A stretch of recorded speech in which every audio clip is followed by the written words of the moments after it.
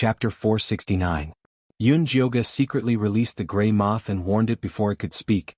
Listen to my orders later, don't act rashly or your spirit pill will be deducted. Why are you so fierce? Fei Fei felt wronged. It didn't do anything wrong, it didn't even say anything when it was sealed and became so ugly.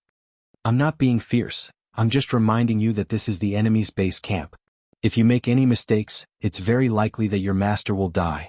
There was a mysterious and delicious thing in this temple that had a fatal attraction to these little cubs. She was really afraid that Fei Fei would suddenly betray her. This was a matter of life and death, she couldn't let this little thing act like a spoiled child. Oh, I'll be obedient, I won't bring misfortune to master. Fei Fei immediately promised. Good boy, do you still recognize the two people down there? Yun Jioga pointed at Juni Chen and Luo Tian who were still standing there chatting. Fei Fei stopped on the wooden shelf and looked at it seriously, then said, I do, they're the masters of Little Life and Little Red. Then can you find Little Life and Little Red? Yun Jioga asked nervously. Let me see. Fei Fei flapped its wings and a faint fluorescent light floated around. Some landed on Juni Chen and Luo Tian who were walking out, while others floated in a circle towards the depths of the corridor. Little Life and Little Red aren't with their master, they're over there. Fei Fei raised its wings and pointed forward. Let's go take a look. Zishang said decisively. Okay. Yun Jioga nodded. This was all too strange, she had to find out the truth as soon as possible. Zishang gently took down the gray wooden shelf and silently landed on the ground. After looking around, he raised his head and said to Yun Jioga, There's no one, come down. Yun Jioga also jumped down and saw that the entire white jade corridor was empty, there was no one. Go invisible, let's go. Zishang patted Yun Jioga. Their demonic energy flashed at the same time and they disappeared without a trace. There's still Fei Fei. Yun Jioga's voice sounded in the empty corridor. I'll suppress its seal first, it'll go invisible on its own. Zishang hooked his finger and the gray on Fei Fei's body instantly dissipated, revealing the true form of the black and white butterflies. Fei Fei hadn't seen her beautiful real body for a long time. She flew up and down in an intoxicated manner for a while. Then she flapped her wings and let the white color spread all over her body. Gradually her figure disappeared. Quick, bring us to Lil Red and Lil Ming, Yun Jioga urged. This way. Fei Fei flapped its wings and moved forward. Yun Jioga followed it through the corridor and found that the temple was very gorgeous. It was carved from white jade everywhere. There were not many decorations but it was very grand and strangely familiar. Fei Fei took a turn at the fork in the corridor, flew to the left and finally arrived at a house. This room was made of mahogany and carved with countless beast patterns. There were no furnishings inside, only a huge wall in the middle with a 7-star human face goo worm the size of a faceplate. Its face was exquisite and adorable. Its eyes were tightly shut, and its black wings were folded on both sides. Golden patterns of human faces covered its body, making it look mysterious and strange. Quietly coiled around it was a red flood dragon. It had the head of a deer and the body of a snake. It had 5 claws and was as beautiful as a red gem. The combination of the two goo beasts was very beautiful and spectacular, it could even be called a beautiful work of art. Lil Ming, Lil Red. Fei Fei flew up and down around the two goo beasts and finally stopped on Lil Ming's head and sadly said to Yun Jioga, Their souls are gone. How can this be? Yun Jioga reached out and touched the two goo beasts. They were as cold as rocks. The last time they parted, the Lil Ming goo arrogantly said that it wanted to become the #1 goo worm, and Lil Red was still in the form of a spider. Now that they met again, the two goo worms had evolved a lot, but they had become ornaments. Their souls had been taken away. Juni Chen and Luo Tian should have lost a part of their souls, that's why they became like that. Zishang concluded after careful investigation. Is it that guy from the Temple of Goddess again? Yun Jioga clenched his teeth, he wanted to drag her out and fight to the death. It should be, that guy is not here today. Zishang scanned with his divine sense and found a piece of good news. Then let's hurry and catch Luo Tian and Juni Chen for questioning. Yun Jioga turned around and left the house, following Fei Fei to find Juni Chen and Luo Tian. The two lived in the outer room of the White Jade Temple. It looked like they had just finished eating and were tasting wine expressionlessly. Zishang appeared behind the two, and with 2 knife hand strikes, he knocked them down. Ask Luo Tian first.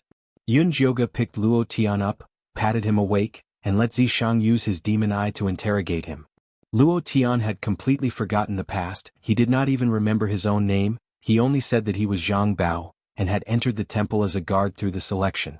His daily work was to patrol the temple, change shifts, eat a meal, drink a few cups of wine with friends and chat.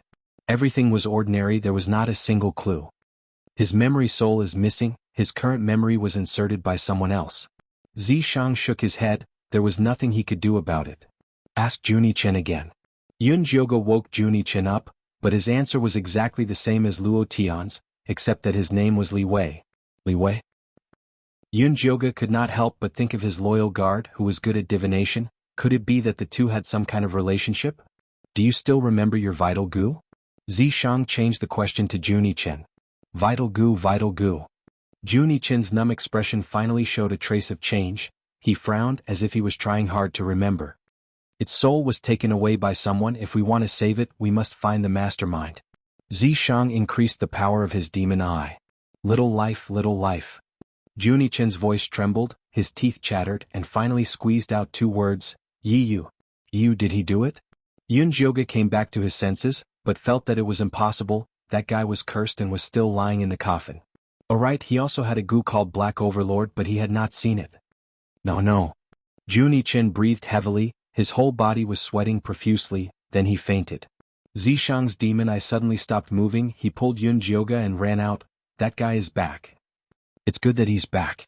Yun Jioga's battle intent soared. As long as he defeated that mysterious guy, he would be able to save Luo Tian, Juni-chen, and the rest.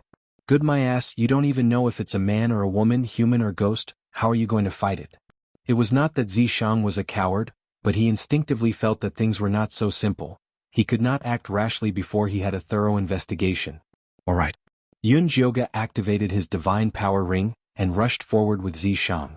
She had to admit that Zishang's words made sense. Right now they did not even have a way to deal with the power of the curse and the power of devouring. Rashly fighting with the mastermind was not a wise move. It was better to go back and wake Yi-yu and understand the ins and outs of the matter first. Chapter 470. Zishang and Yun Jioga left the divine temple and ran quickly in the tunnel. The devouring gray threads were restless, like a group of demons dancing in a frenzy, impatiently pouncing on the two of them. Fei Fei automatically flew back into the spirit beast bag, not even daring to poke his head out. Yun Jioga had to increase the output of his godly power to safely rush out of the tunnel with Zishang. The gray threads surged out of the tunnel like a flood, instantly drowning the huge hole. Ian Shirley has already left and is waiting for us outside. Zishang scanned with his divine sense and found that Ian Shirley was already outside the mountain valley. He pulled Yun Jioga into the air, stepping on a demonic cloud formed from demonic energy and flying out of the cave. Ao. Dummy immediately flew over. Yun Jioga and Zishang landed on its meaty back and flew into the air to look down. They saw that the gray-yin energy had already filled the entire mountain valley. Everywhere it passed, not a single blade of grass could be seen. Lady Yun, are you all right? Black Orchid rode on Deshun and greeted them from afar. Beside her was a black eagle that was carrying the pale and unconscious Ian Shirley on its back. We're fine. Yun Jioga directed Dummy to fly over and used his divine sense to check on Ian Shirley. He heaved a sigh of relief when he found that he was only unconscious from exhaustion. This must be your Ian Corp's Sex Gold Core Senior. I'm sorry, Deshun was startled just now. When we flew over we saw him lying near the mountain valley. Black Orchid felt slightly guilty. Deshun had run too fast just now, and she had to coax him for a long time before he agreed to fly back. When he saw this Gold Core Senior, although Deshun agreed to save him, he would never let Black Orchid go to the mountain valley. Because Deshun had the instinct to avoid danger, she didn't dare to force her way in and could only wait nearby. That's right, this is our Ian Corp's Sex Senior Ian. Fortunately you didn't enter the mountain valley. Not only is that mountain valley covered by the power of the curse, but there's also a devouring power. It's very likely that it came from Goddess Mountain. Yun Jioga didn't want to tell Black Orchid that there was a tunnel in the mountain valley that led to the Goddess Temple. How could this be? Black Orchid's face was pale. One curse had already wiped out their 5 poison sect. Now there was another devouring power. How could they survive? If you don't believe me you can send someone to check it out, Yun Jioga said. Of course I trust Miss Yun. Black Orchid looked at the valley shrouded in gray mist. He didn't have the courage to investigate at all. Miss Black Orchid, Senior Ian might have been cursed. Can I send him to your ice stone house for an examination? Yun Jioga asked. Of course. After Wu Lan brought Yun Jioga back to the encampment, she went straight to the ice stone tower. Miss Wu Lan can wait outside. Yun Jioga brought In Shirley to the third floor and asked Wu Lan to wait downstairs. I have experience sealing curses. Why don't you let me help you? Black Orchid did not want to go down. Her instincts told her that Yun Jioga was hiding something from her. There's no need. I can handle things here. About the Yinchi Valley, you better hurry up and set things up. Don't let anyone get close to it. You have to drive away all the monsters nearby as well. Otherwise, the more vitality they devour, the faster it will spread. Also, the corpse poison has a certain isolation effect. There might be other poisons that have the same effect. You'll have to verify this yourself, Yun Jioga said seriously. Alright then, I'll go. If you need me for anything here, you must let me know. Black Orchid thought about it. She still felt that the Yinchi Valley was the most serious. If the devouring force was really allowed to spread out and devour the entire Grand Myriad Mountains, then they would lose their place to live and die. Don't worry. We're allies now. If I don't tell you, who else can I tell? Yun Jioga patted his chest and guaranteed. Black Orchid left reluctantly, leaving Wuxia and a group of believers to stand guard outside the tower. Why are you so wary of him? In Shirley, who had been unconscious all this time, opened his eyes and sat up. We can't let go of our guard. Furthermore, this Black Orchid has many things that she hasn't told us. Of course, we can't show all our trump cards. Yun Jioga had already noticed that In Shirley was pretending to be unconscious. You're right. In Shirley nodded in agreement. He then looked at Yi Yunji, who was standing guard beside Yi Yu's coffin. He rubbed his chin and asked, This In corpse looks a little familiar. It seems to be that In corpse called Su Junqing. You can even tell when she's in this state? Yun Jioga was shocked. Yi Yunji's current appearance was something that even her own brother Yi Yu could not recognize. We don't look at In corpses based on their appearance. I've only seen her In spirit physique once in the In corpse sect. By the way, I've already known about Lu Tianer's 9 Yu Dao body. In Shirley smiled. If it wasn't for the fact that the Lu sisters were close to Yun Jioga, he would have taken them in as well. After all, the 9 Yu Dao body was very rare. Furthermore, he had a cultivation technique that could allow the twin sisters to dual cultivate. Sect Master is indeed wise. I'll have to trouble Sect Master to wait for me on the second floor. I'll come and find you after I'm done, Yun Jioga said with a smile. You even have to guard against me? In Shirley was stunned. Of course. Yun Jioga took it for granted. She was going to use her divine power to expel the curse from Yi Yu's body. She couldn't even tell In Shirley about this. Alright. Yun Jioga was the real boss. In Shirley didn't dare to disobey her orders. He obediently walked to the second floor. Zishang helped me set up a layer of array. Yun Jioga was still a little worried. I've already done it. Zishang appeared. There was still some demonic power flowing in his hands. On the door behind him, circles of runes condensed into a string, firmly covering the entire third floor. Then let's start treating Yi Yu now. Yun Jioga walked to the side of the coffin. She saw that the curse on Yi Yu's leg had moved up a little. Yi Yunji's cold In power could only freeze it. It couldn't remove it. It was already very difficult for it to maintain its current state. Then let's begin. Zishang's palm brushed past Yi Yu. A soft cloud lifted his body up and made him float in mid-air. Yi Yunji was a little restless. She wanted to stop him. We are saving your brother. If you want him to come back to life, then go and guard the door. No matter what happens, you must not be agitated. Yun Jioga said to Yi Yunji word by word. Yun Jioga was the person that Yi Yunji had entrusted her with her funeral matters.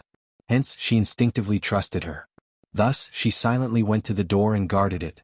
Yun Jioga then calmed her heart and focused. She opened her spiritual eye to observe Yi Yu's body condition. After confirming that the curse power was gathered below his thigh, she took out her thunder fire needle and pierced it into the acupoints at the base of his thigh. Chapter 471. The curse power on Yi Yu's leg sensed the god power of the lightning fire needle and immediately retreated. Yun Jioga continued to inject god power to expel the curse power. The golden god power was like a shark entering a fish pond, viciously expelling the curse power. The gray curse power dripped out drop by drop and was caught by Zishang using a large jade bottle. After the time it took for a joss stick to burn, the last drop of curse power was expelled from Yi Yu's leg. Zishang quickly sealed the jade bottle and sent Yi Yu back into the coffin. Phew, I'm exhausted. Yun Jioga wiped her sweat. Although she had only expelled a small portion of the curse power, it had consumed a lot of her god power. Rest for a while. Zishang helped Yun Jioga wipe her sweat and helped her to sit down. Help me see how Yi Yu is. Is he awake? Yunjioga also felt a little tired, especially the pain in her stomach. He has been sealed for too long. He won't wake up so soon.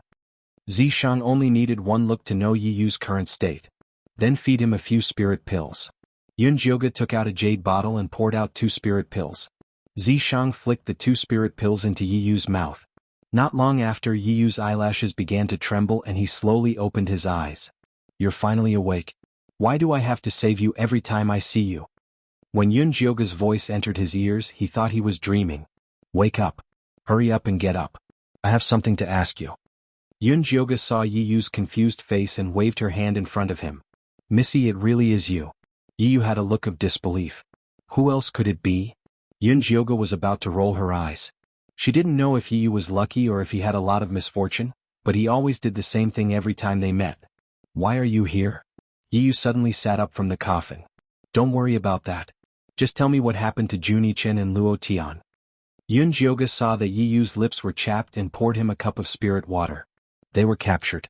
Hurry up and save them. Yi Yu didn't have time to drink the spirit water and said hurriedly. Who captured them? Yunjioga asked. I don't know. Yi Yu clutched his head in pain. It turned out that after he had parted ways with Yunjioga in the Thunder Nation, he had come to the 100,000 Mountains alone to look for Juni Chen and Luo Tian.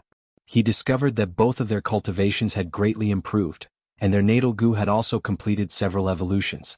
In particular, Luo Tian's Xiaohong had advanced to become a gu king. Juni Chen told him that they had discovered a mystical cave. On the surface, it looked like an ominous place with dense energy, but deep in the valley, there was a cave with abundant spiritual energy. Cultivating there would yield twice the results with half the effort, and it had an excellent promotion effect on the gu worms. Yi Yu followed them to cultivate in the cave, and sure enough, his cultivation improved tremendously. Soon he advanced to the middle stage of foundation establishment.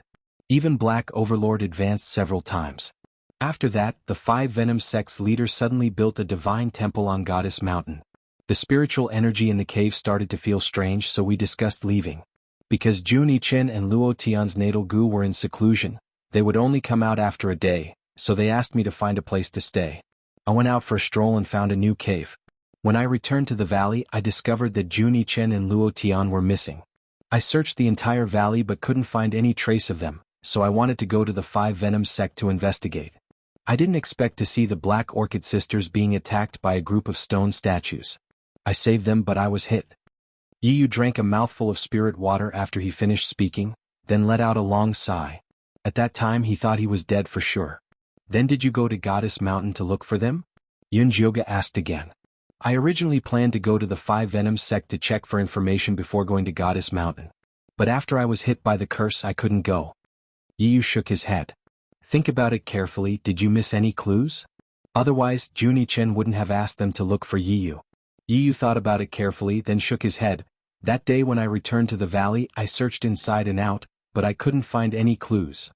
Where's your gu worm? Zishang suddenly asked. You said Black Overlord is here.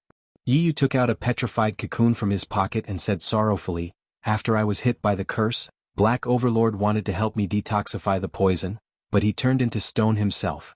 Let me see. Yunjioga took the stone cocoon, and after sensing it with her heart, she discovered that there were still signs of life inside. Black Overlord can still be saved. Really? Yi Yu's eyes lit up and he immediately begged, Missy, please save Black Overlord. Even if you don't say it, I would still save him. Yunjioga had a feeling that the reason Juni Chen asked them to look for Yi Yu was very likely related to Black Overlord. She calmed her mind, and once again injected her god power into the stone cocoon. The golden god power dyed the thumb-sized stone cocoon.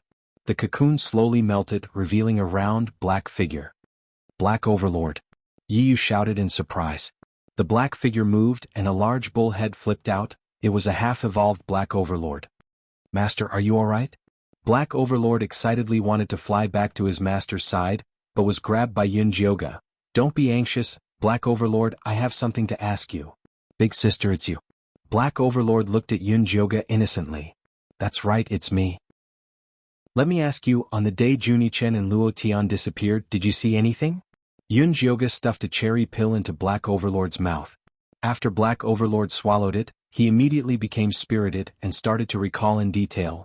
That day Master went out to look for a new cave abode, and I was accompanying Little Life and Little Red to cultivate, when a woman suddenly appeared in the cave abode. She praised Little Life and Little Red's good looks, and said that she wanted to bring them back to decorate. Jun Yichen and Lord Luo Tian refused and started to fight with that woman, but that woman was very powerful, and beat the two of them to the ground with one hand. That woman took Little Life and Little Red, and after that she planned to kill their master. But I don't know what happened, but that woman suddenly said that Little Life and Little Red's master had a familiar smell and took them away. Why didn't you tell me at that time? Yiyu was anxious. You didn't ask me. What's more, that woman is so powerful, master, you would only be sending yourself to death if you went looking for her. Black Overlord felt very wronged, who asked his master to be so weak. Black Overlord, do you still remember that woman's name and what she looks like? Yun Jioga had a premonition that this woman was the nascent soul cultivator in the Divine Temple. Chapter 472. I don't know what she's called, I only know that she's very beautiful and smells good. Just smelling her makes me want to go with her. If it wasn't for her cruel methods of taking back his life and Little Red, the Black Tyrant would have abandoned Yiyu to go with her. A very beautiful and smelling woman? Yun Jioga thought of the woman in the goddess's temple. Her silhouette was indeed a beautiful woman. But so what if he knew that nascent soul cultivator was a woman? He still couldn't find a way to deal with her. Black Orchid once said that the temple was built by her father after he received instructions from God. She should have some information about this woman. Zishang had already vaguely guessed what was going on, but he needed further confirmation. What if Wu Lan doesn't want to say it? Can your demon eye deal with her? Wu Lan was not only a golden core cultivator, she was also a very dark person. This kind of person was very hard to control with the demon eye. This sovereign doesn't only have the demon eye. Zishang's eyes were as cold as ink. If Wu Lan didn't want to cooperate, he didn't mind using some extreme methods. All right. Yun Jioga nodded her head. There was no time to slowly get close to Wu Lan in this situation. Wait, you wouldn't want to kill the Wu Lan sisters, right? You asked. That depends on the situation. They wouldn't kill them, but it was hard to say what other methods they would use. Young miss, the Wu Lan sisters aren't bad people. How about I go talk to them? Yiyu thought that no matter what, he was the Wu Lan sisters' savior, they should give him face. You? Yun Jioga looked over Yiyu and shook her head. I'm not trying to hurt you, but if you knew what they did, you wouldn't be saying this. What did they do? Yiyu was inexplicably nervous. They treated Yurine corpses like little soldiers, not showing any respect at all. Moreover, they used your blood as a ritual. If I came a few days later, perhaps you would have lost a few parts of your body. Yun Jioga threatened Yiyu with half-truth and half-lies. She didn't want Yiyu to hold her back while she was dealing with Wu Lan. They were actually this vicious. Yiyu felt deeply hurt. He had used his life to save them, but they had become his test subjects. This feeling was not good at all. You just don't have a good eye for women. You should grow up a bit more. Yun Jioga patted Yiyu's shoulder in sympathy. Eldest miss, you've misunderstood. I have no such intentions towards them. Yiyu was so anxious that his face had turned green. He had only saved the Black Orchid sisters because he wanted to get some information. He had no other intentions. I'm just kidding. Even if the Black Orchid sisters are so ferocious, they're not your cup of tea. Alright, you stay here and pretend to be unconscious. Don't let them see through you. Also, help me take care of the one on the second floor. Shirley was so weak that he could even kill a child. Yun Jioga was worried that he would be left alone in the ice stone building. Who's that on the second floor? You asked. Corp's sect leader Shirley has been struck by the devouring power and is now extremely weak. We need someone to protect him, Yun Jioga said in a low voice. Don't worry, I'll keep an eye on him. Yiyu nodded. I'll leave it to you. After Yun Jioga said that, he jumped out of the window on the third floor and quietly arrived at the bamboo building in the middle of the valley. At this time, Black Orchid had just finished arranging the task of isolating the valley and was resting. When she saw Yun Jioga come in, she was instantly shocked. Why is Miss Yun here? Why didn't that damn girl Wuya send someone to inform her? I've collected some curse power in the valley earlier. I've specially brought it here for you to see. I hope it'll be of help to you. Yun Jioga took out the jade bottle that contained Yiyu's curse power. Black Orchid retreated as if she had seen a ghost. It was as if Yun Jioga was holding poison. Don't be nervous. This bottle is specially made by our Corp's sect. It won't let the curse power escape. This bottle was a Chi bottle that had been modified by Zishang. It was perfect for sealing the curse power. I'm sorry. I was really scared out of my wits by this strange power. Black Orchid let out a sigh of relief and smiled embarrassedly. Miss Black Orchid, it's a good thing to be more vigilant. Yunjioge put the jade bottle on the table. Black Orchid carefully opened the jade bottle and found that it indeed contained curse power. She immediately said with joy, Miss Yun, since you can make a bottle like this, you must have a way to deal with the curse power. That's right. I do have a way. But whether or not I'll help you depends on your sincerity. Yunjioge said lightly. Miss Yun, if you need anything, please let me know. As long as I, Black Orchid, can do it, I won't refuse. Black Orchid said without hesitation. I just want to know what your father received instructions from God. Please tell me in detail. Yunjioge emphasized, this matter is very important. It concerns the survival of your 100,000 mountains. Miss Yun, I've only heard my father mention it once. I don't know the specifics. Black Orchid shook her head. Miss Black Orchid, I won't hide it from you. Actually, I've already gone to the divine temple on Goddess Mountain. There's a woman whose cultivation is comparable to nascent soul stage. This curse power and devouring power are both caused by her.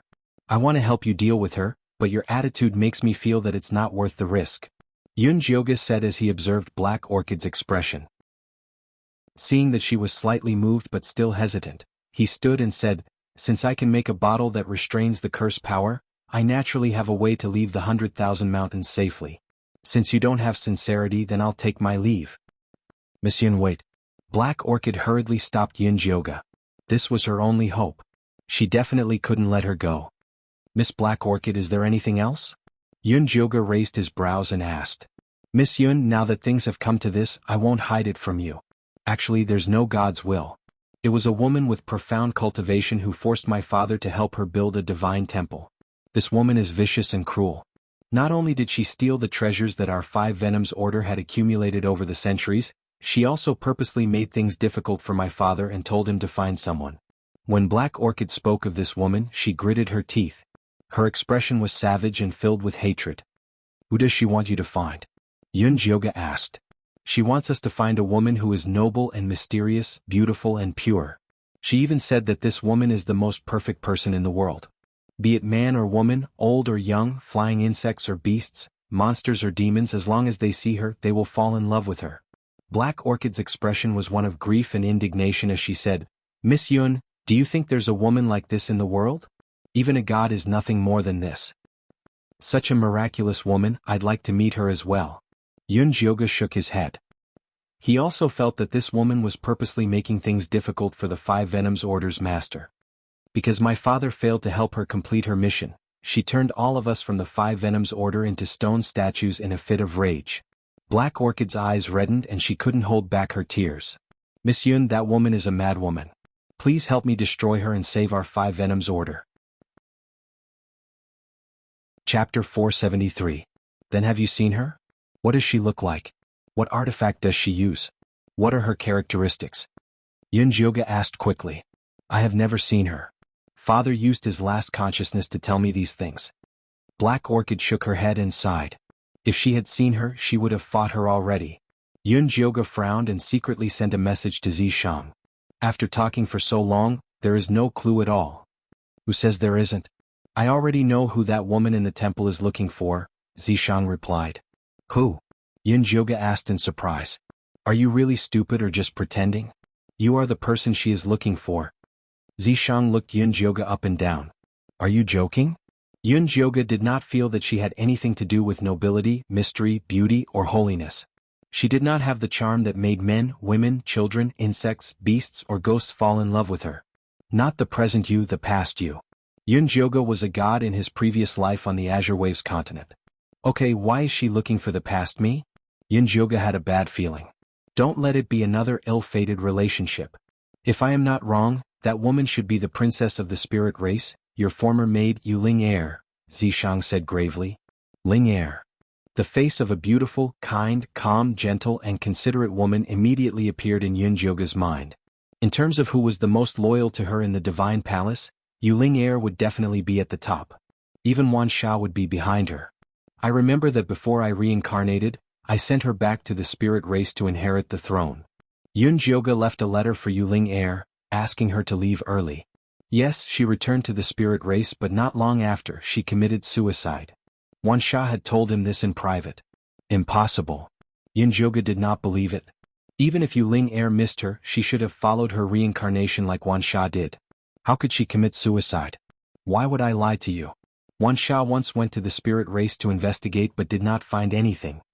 Zishang's expression was heavy. No wonder the devouring power looked so familiar. It is the resentment left behind by Ling Er's suicide. Yunjoga had to accept the truth. The spirit race was a peace-loving race. Although their combat strength was not high, no one dared to offend them. This was because the will they left behind after they died was extremely powerful. Their curses and devouring abilities were even more terrifying. Given the current situation, we cannot use force. We can only use our wits. We must find a way to eliminate her resentment, Zishang said solemnly. Right now, Yuling Er was only left with a spiritual body. She was undying and indestructible. Even if Yunjoga hardened his heart and used the god fire to kill her, it would be useless. The remaining resentment could not be dispelled. If it was the Yunjoga of the past, he could use his divine power to dispel it, but now it was impossible. I don't even know what her resentment is. How can I get rid of it? In Yunjoga's memory, Yuling Er had a stubborn personality. Once she decided on something, she would not change her mind. Although she would unconditionally obey any order he gave, she would not change her mind. It was difficult to eliminate her resentment. I'm guessing that her resentment is just being with you. There is nothing else. Zishang sighed inside. Back then, all the men and women who surrounded the goddess fought desperately to get Yunjoga's attention. Even he was no exception. She has become an earthbound spirit. She cannot leave Goddess Mountain. Yunjoga sighed. She actually liked Yuling Er. She could keep her by her side forever. But her resentment had spread through 100,000 mountains. She could not leave. You have to figure this out yourself. I cannot help you. Zishang could help Yunjoga fight, but he could not help her resolve other women's thoughts. You want me to go see her alone? Yunjoga was panicking. The memories from her past life were just memories. In this life, she was still unfamiliar with Yuling Er. She was not confident she could deal with her. If she sees me with you, I'm afraid she'll turn evil in an instant. Zishang grimaced. Sister Ling Er looked weak, but she was actually very jealous. Seeing him would only make things worse. Okay, I'll go find her and ask her why she committed suicide. Yunjoga gritted her teeth. She did not believe that Yuling Er, who was soft on the outside but hard on the inside, would commit suicide for no reason and leave behind so much resentment. No, you cannot ask her this question. Zishang denied. Why? If he did not find out the cause of her death, how could he get rid of her obsession? Yuling Er's curse has not spread. That means she still has some consciousness. What if you trigger her painful memories and make her go crazy? Zishang had seen the spirit race's resentment go crazy. 100,000 mountains could be destroyed instantly. Okay, I'll find her first. Then we'll act according to the situation. Yunjoga sighed. The sins of her past life had to be resolved even if she cried. Before that, make 5 poison sects spit out what they took. Zishang's gaze was cold. Yuling Er had a lot of flaws, but she would never bully the weak. She asked 5 poison sect for help because it was an equal exchange. She was not as overbearing and vicious as Black Lawn said. Don't worry, I promise I'll make them spit it out with interest. If 5 poison sect had not been so greedy, they would not have angered Ling Er. They had to pay for all of this. Miss Yun, what's wrong? Black Lawn saw that Yunjoga's spirit was too weak and could not help but wave a hand in front of her. Yunjoga came back and looked coldly at Black Lawn. Miss Yun, why are you looking at me like that? Black Lawn's scalp felt numb under Yunjoga's gaze. Black Lawn, oh Black Lawn, you still want to hide things from me? Did 5 poison sects fate not teach you a lesson? Yunjoga laughed mockingly. I do not understand Miss Yun's words. Black Lawn's eyes flashed and her heart jumped. Had she discovered something? If you hand over the thing, you still have a chance to live. Otherwise. Yunjoga thought of the Black Eagles in Eagle Park and decided to give Black Lawn another chance. Miss Yun, have you misunderstood something? Father only left behind some remnant thoughts before he died. He did not leave anything else. Black Lawn still wanted to argue, but Yunjoga did not want to listen anymore. I'll give you one night to think about it. Do you want to die with the treasure, or do you want to help you and your believers find a way to live? Choose. Yunjoga finished speaking and went straight back to the ice building. She saw Ian Shirley sitting cross-legged in meditation on the 3rd floor. His face was still very pale. Yi was waiting by the side. When he saw Yunjoga return, he immediately asked, "How is it? Are the Black Lawn sisters dead?" Chapter 474. Hearing Yi Yu's question, Yunjioge couldn't help but laugh. Do you want them to die or not? The Miao people in this valley still need them to survive. If possible, let them live. Yi Yu mumbled. He had no romantic feelings for the Wulan sisters. He just felt that it wasn't easy for the two of them to support a sect. Don't worry, the two sisters are fine. I've already asked about what happened on Goddess Mountain. The nascent soul cultivator in the temple only erupted in resentment because Five Venoms sect cheated her of something. As long as Wulan returns the item to her, everything will be fine, Yunjioge said concisely. That simple? Yi Yu was stunned. That simple. Yunjioge nodded. As for what happened between her and Yu Ling'er, there was no need to tell them. What did Five Poison sect cheat them of? Ian Shirley, who was meditating at the side, couldn't help but interrupt. Probably a tear. Yunjioge said with complicated feelings. What tear is so powerful? Yi Yu found it unbelievable. No matter what, the Five Poison sect was the most powerful sect in the 100,000 Mountains. How could it be possible for such an unreliable thing to attract unexpected disaster? There are many treasures related to tears. I heard that the tears of mermaids can become pearls, the tears of the fire race can become flint, but the most precious is the blood tears of the spirit bead. Legend has it that the blood tears of the spirit race are formed from the purest spiritual power in the world. After a cultivator worships them, they have a chance to comprehend the laws of heaven and earth. They are extremely precious treasures. Are you talking about this? Ian Shirley looked suspiciously at Yunjioge. Sect leader is indeed knowledgeable. Yes, this is what I'm talking about. Yunjioge's expression was melancholic. She remembered that Ling'er once told her that if one day she shed tears of blood, it would be for her. Now that her physical body had disappeared, her soul storage bag couldn't follow her. This was the only treasure she had left. But she couldn't give this to Five Poison sect's leader. At most, she would let him worship it for a while. Five Poison sect's leader probably wanted to steal the treasure but ended up being cursed instead. No wonder this kind of treasure can drive people crazy. I'm afraid Wulan won't take it out easily. Ian Shirley put himself in her shoes. If he was in her shoes, he wouldn't be willing either. If you can't bear to, then just wait for death. Yunjioge was only giving her time to think about it because Black Orchid had given her a dummy. If she continued to feign ignorance and did not take the initiative to take it out, then she could not blame them for directly snatching it from her. At that time, she could forget about breaking the curse of the Five Poison cult. The most difficult thing in the human world is to make a choice. Ian Shirley's words carried a hint of schadenfreude. Don't be in a hurry to sigh. How are you recovering now? If Wulan becomes desperate and takes you as a hostage, I won't have time for you. No matter what choice Wulan made the next day, Yunjioge had to go to Goddess Mountain to find Yu Ling'er. The safety of Ian Shirley and Yi Yu was a problem. Don't worry about me, young Mississippi. I'll just find a random place to hide. I'm sure no one will be able to find me. Although Yi Yu was only at the Foundation Establishment middle stage, he had mastered quite a number of secret techniques after cultivating with Junichen and the others for so long. Otherwise, he wouldn't have been able to rescue the Wulan sisters from the Five Venoms cult. You don't have to worry about me. Ian Shirley secretly transmitted his voice to Yunjioge. It's just that my heart of heaven and earth is weak. My physical body is fine. If worst comes to worst, I'll seal my spirit heart and return to being a Ian corpse to follow you. Then seal your spirit heart. I'll just put you in the corpse refining bag. Yunjioge felt that this was a good idea. Alright, but you have to send this brat away first. Ian Shirley's identity as a walking corpse was his biggest secret. He definitely could not reveal it. Alright.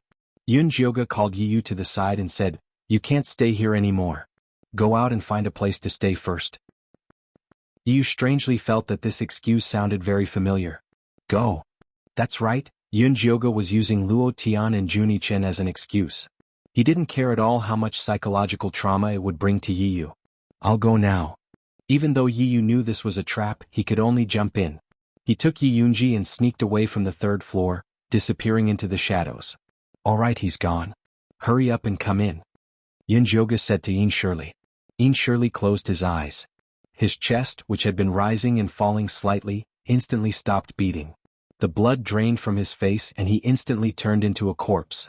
Yunjioge used the corpse refining bag to keep Ian Shirley, then sat cross-legged on the ground to regulate his breathing. I'm going out for a walk. Zishang suddenly stood up and said. Go, don't go too far. Yunjioge didn't even lift his eyelids. He already had a rough idea of where Zishang was going. Zishang's figure flashed, and he disappeared without a trace. In the room in the middle of the valley, Wu Lan stared at the blood tear drop enshrined on it in a daze. After the 5 poison sect was contaminated by the curse, she risked her life to bring this treasure out. In just a short 3 months she had advanced from the late stages of the foundation establishment stage to the golden core stage. She believed that as long as she had this treasure, entering the nascent soul stage would not be a problem. Asking her to hand it over was worse than death.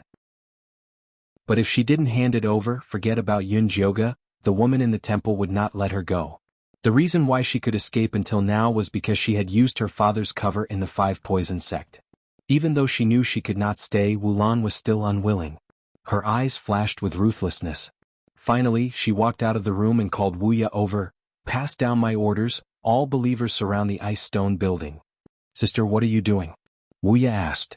"Yun Jioge and the Golden Core from Yin Corp's sect have a way to deal with the curse and the devouring power. We have to make her hand it over." Wu Lan instantly made up her mind. As long as she got the way to deal with the curse and the devouring power, even without Yun Jioge's help, she could still destroy the woman in the temple. "Okay, I'll go immediately." Wuya nodded strongly. She immediately gathered all the believers with cultivation to surround the ice stone building. Yun Jioge stood on the 3rd floor of the ice stone building, watching coldly as Wuya brainwashed the believers. "Believers, as long as we take down that woman, we can get the way to break the curse." The normal believers were excited as if they saw the light at the end of the tunnel. But they did not know that Wuya was just sending them to their deaths. But the most cunning one was still Wu Lan. She had been hiding in the back, probably thinking that if Wuya failed, she would come out to smooth things over. It was indeed a good plan. "How about it, do you want to kill them all?" Zishang silently appeared beside Yun Jioge. He was in a bad mood and really wanted to kill some ants for fun. Chapter 475. They're just ignorant people. What's the point of killing them? Since Wu Lan has made her choice, we don't have to waste time here. Let's go.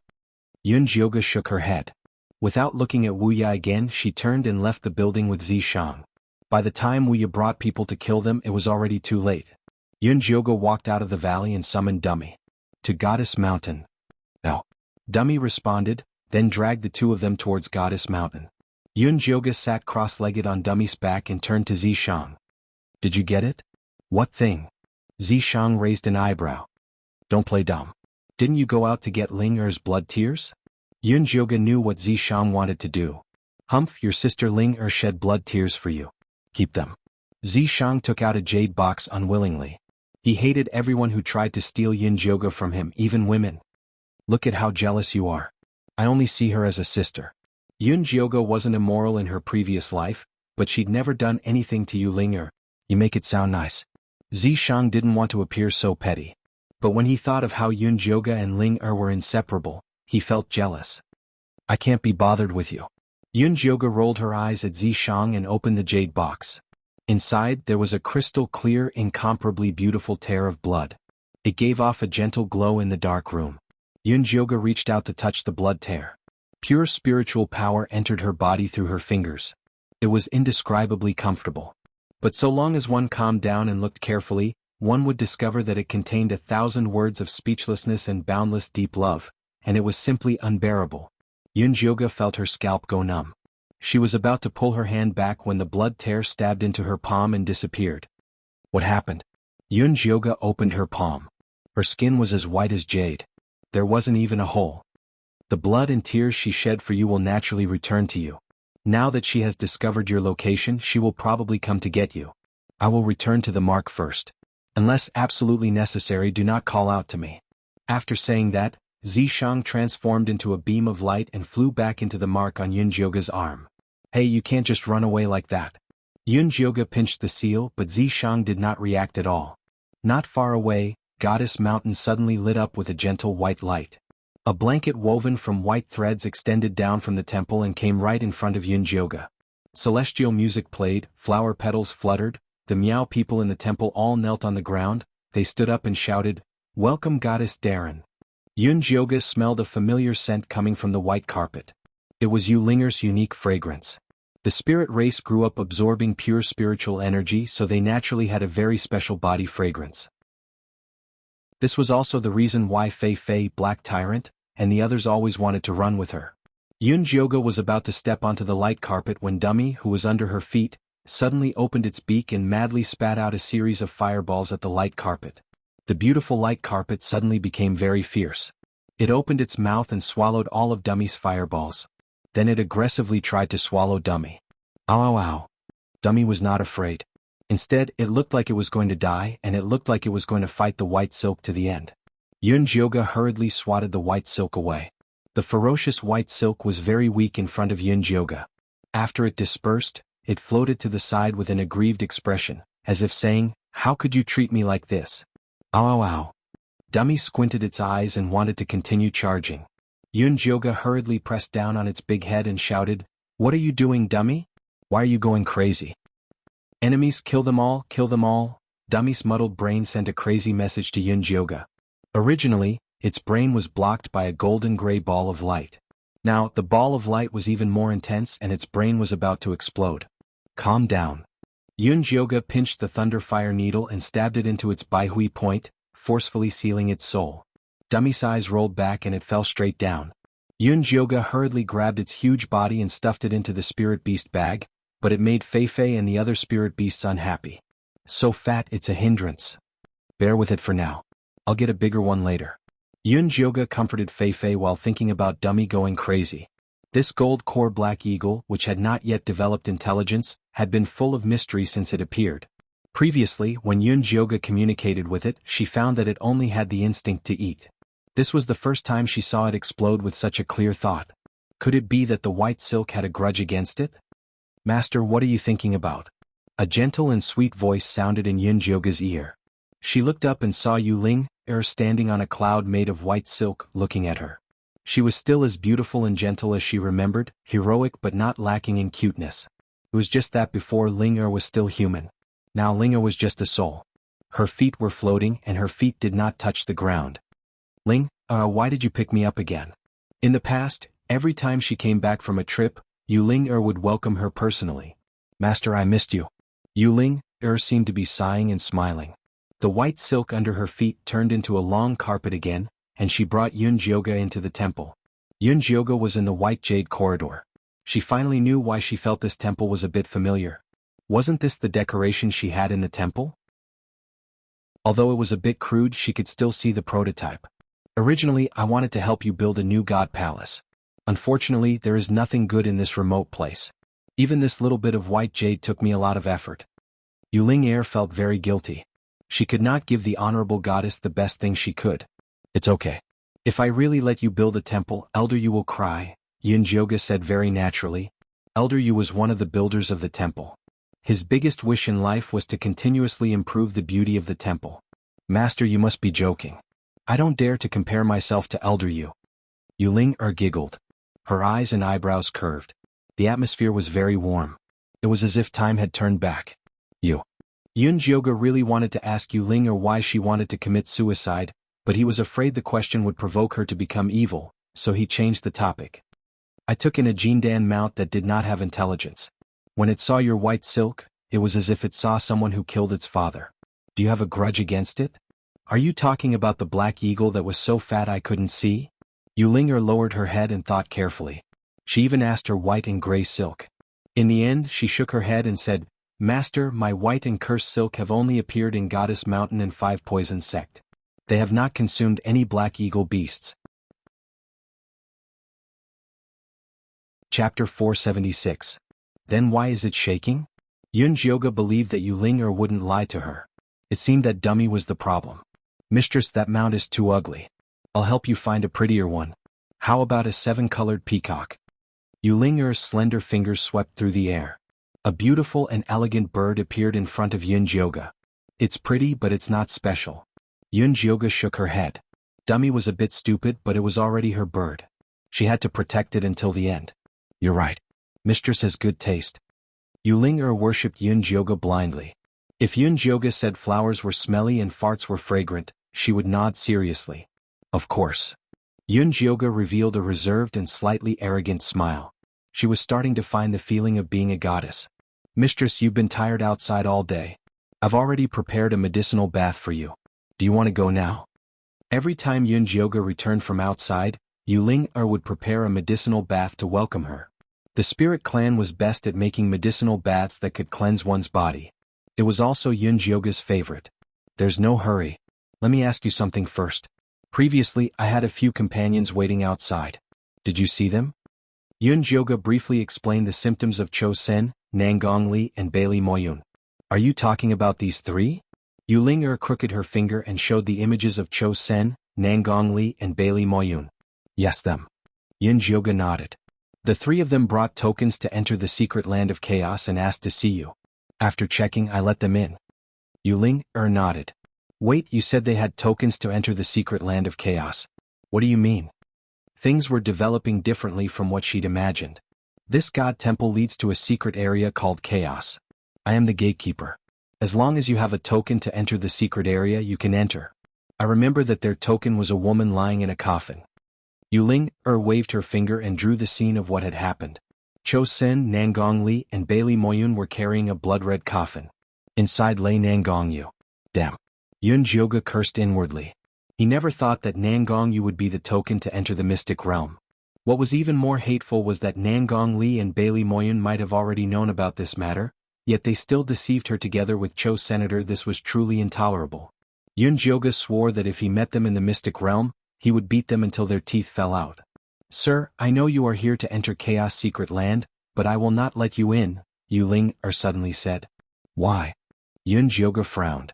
Because if you go in, you will die for sure. You have already reincarnated twice. If you reincarnate again, you will truly fall into the world of mortals and suffer the pain of reincarnation. Yu spoke word by word. Do you know something? Originally, Yunjioga thought that Yu had become a resentful spirit because she was too obsessed with him. Now it seemed that there was more to it than met the eye. That's right. The reason I became a spirit was to protect you here and stop you from dying. Yu words surprised Yunjioga. Why are you so sure that I will die in Chaos Secret Land? Who told you that? Yu was not good at divination. Someone must have instigated her. Li Wei told me. Yu answer surprised Yunjioga. Impossible. Li Wei immediately left with me when I reincarnated. Why would he go find you? You must have been tricked, Yunjioga said without hesitation. Sir, it doesn't matter if you are tricked or not. You have already lost your divine power. You are no longer the omnipotent goddess you used to be. Yu expression was sad and her voice was pained. Sir, in your past life, you sacrificed yourself to save the world. In this life, just live your life well. Don't worry about those trivial things, okay? If the nest is overturned, there will be no eggs left intact. If this catastrophe really comes, I will not be able to escape death. Yunjioga wanted to find a place to hide and live, but if the catastrophe really came, the entire Kanglan continent would be destroyed. She would be finished too. Sir, don't worry. Even if Kanglan continent falls apart, the temple I built for you will be fine. Yu waved her hand and the entire temple turned gray. It was built with curse power and devouring power, like the strongest fortress. No matter how strong your temple is, what is the point of just the two of us? Plus, Yu was no longer human. I knew you would say that, so I invited your friends to accompany you. Yu smiled. Jun Yichen and Luo Tian appeared respectfully in front of Yunjioga. Behind them was Yiyu. This unlucky kid had been captured not long after he left Black Orchid Valley. You took their souls. What is the difference between them and puppets? Yunjioga frowned. Master, you misunderstand me, Yu said gently. I saw that their cultivation was too low, and they were not worthy of being your friends. That is why I took their souls and nurtured them. Once I put them back, they will have gold core cultivation. Yunjioga was speechless.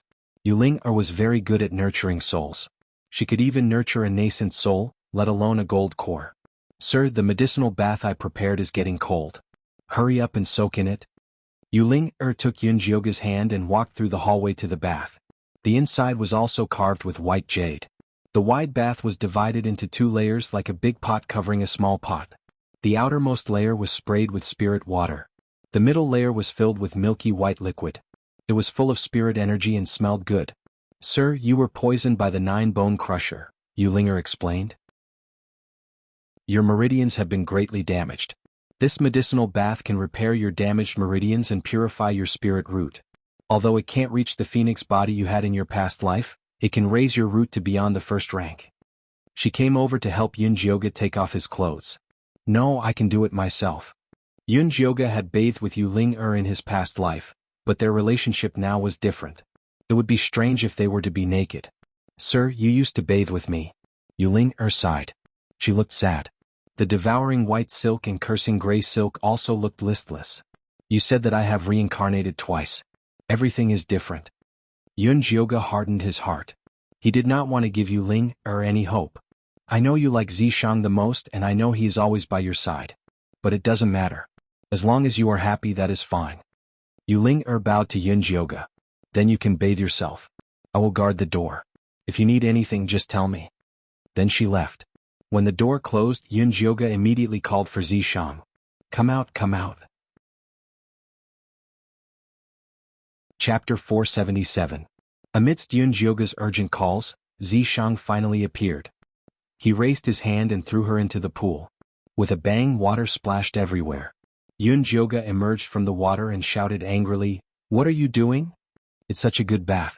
It would be a waste not to soak in it," Zishang said matter-of-factly. Why are you soaking in a stupid bath at a time like this? Yunjioga thought Zishang was crazy. This bath is good for your body. Hurry up and take off your clothes. Zishang quickly stripped Yunjioga naked. Yunjioga felt a cold breeze on her chest. She quickly sat in the pool and only poked her head out. She asked Zishang, "You heard what Yu Ling said, right?" "Yes." Zishang put Yunjioga's clothes on the edge of the pool. "How do you feel? Did Li Wei really encourage her to kill herself?"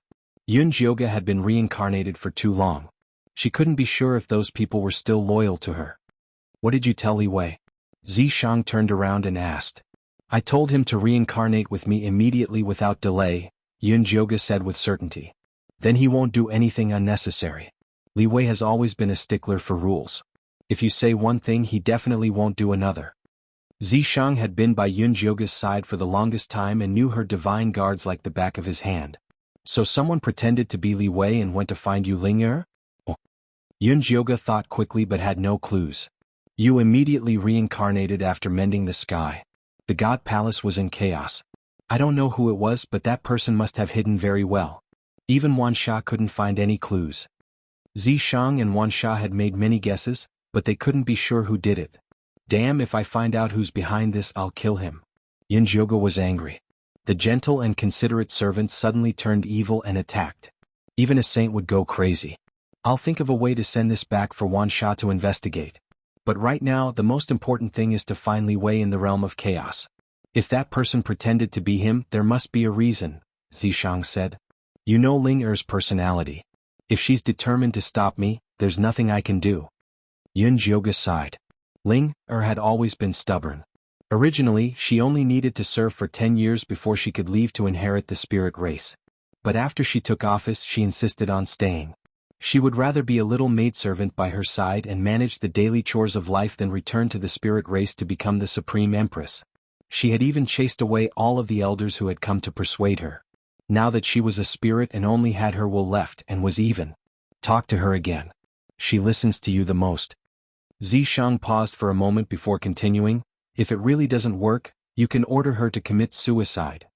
Even if she listens to my orders and commits suicide, she won't do it willingly. At that time, her resentment will still erupt. Yunjioga rolled his eyes at Zishang and kept coming up with bad ideas. Ling, of Shang of Yun. Zishang said. He thought. She. Of. However, he only dared to say these words in his heart. He didn't dare let Yunjioga hear him, or else she would definitely reprimand him. No matter how many times Yunjioga reincarnated, she would always have a goddess complex. She pitied the world and hated killing the innocent. By the way, Cho Sin actually brought 2 Foundation establishment cultivators to the mystic realm alone. Do you think he's out of his mind? Yunjioga felt depressed at the mention of this. Cho Sin didn't have that idea before. It's possible Nangong Yu instigated it, Zishang said. I should have asked Nangong Li to hand over Nangong Yu's soul. She was too soft-hearted. Handing it over is useless. Yu Ling won't let you go. In the end, none of you will get in, Zishang said realistically. According to you, they were right to get rid of me? Yunjioga glared at Zishang. Did he know how to talk? No. If they knew Yu Ling would stop you, then Nangong Yu has a problem. Yun Jioga and Yu Ling-er's relationship was known only by the people of God Palace. How could a regular cultivator like Nangong Yu know? I think so too. Nangong Yu is the token to enter the hidden territory of chaos. What happened to her in the hidden territory? Yun Jioga found that there were more and more mysteries in this hidden territory of chaos. The most important thing now is to find a way to enter the hidden territory. Otherwise it would be pointless to say anything else. After going around in a circle they still returned to this topic. Yun Jioga couldn't help but sigh. Just then Yu Ling-er's voice came from outside. Master, are you done? Zishang immediately slipped back into Yun Jioga's mark. He was determined not to meet Yu Ling-er. Wait. Yun Jioga just realized that the white medicinal liquid in the bath had turned gray. She used the spiritual water on the outside to clean herself and put on the clothes Yu Ling-er prepared. The pure white robe looked like it was woven from clouds. It softly clung to her body.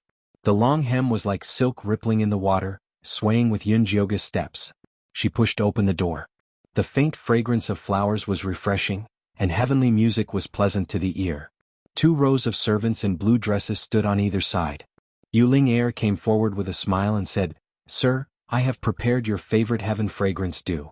Go and eat. When Yun Jioga ate, she mentioned her mission and the world to Yu Ling-er. She even took out her god fire to show Yu Ling-er that she could protect her.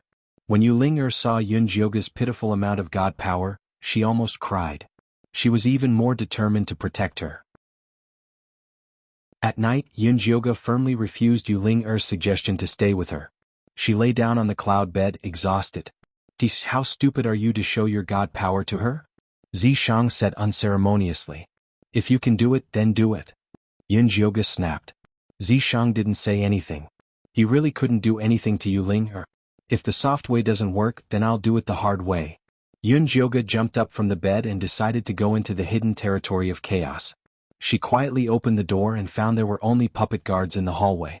She stealthily walked toward the god temple. The god temple was beautiful and spacious. There was only one statue in the main hall, and top-level spirit incense was placed under it. The statue was carved from white jade. It looked similar to Yun Jioga, but the temperament was completely different. Yun Jioga looked at the mysterious, beautiful, noble and merciful statue and confirmed that she was different from before. Before she was a god. Now she was a human, and a human with mediocre power. But no matter what, she still had to carry the responsibility on her shoulders. Yun Jioga pulled herself together and started to search for the secret door. She finally found the mechanism under the statue. The secret door opened, revealing a dark passageway.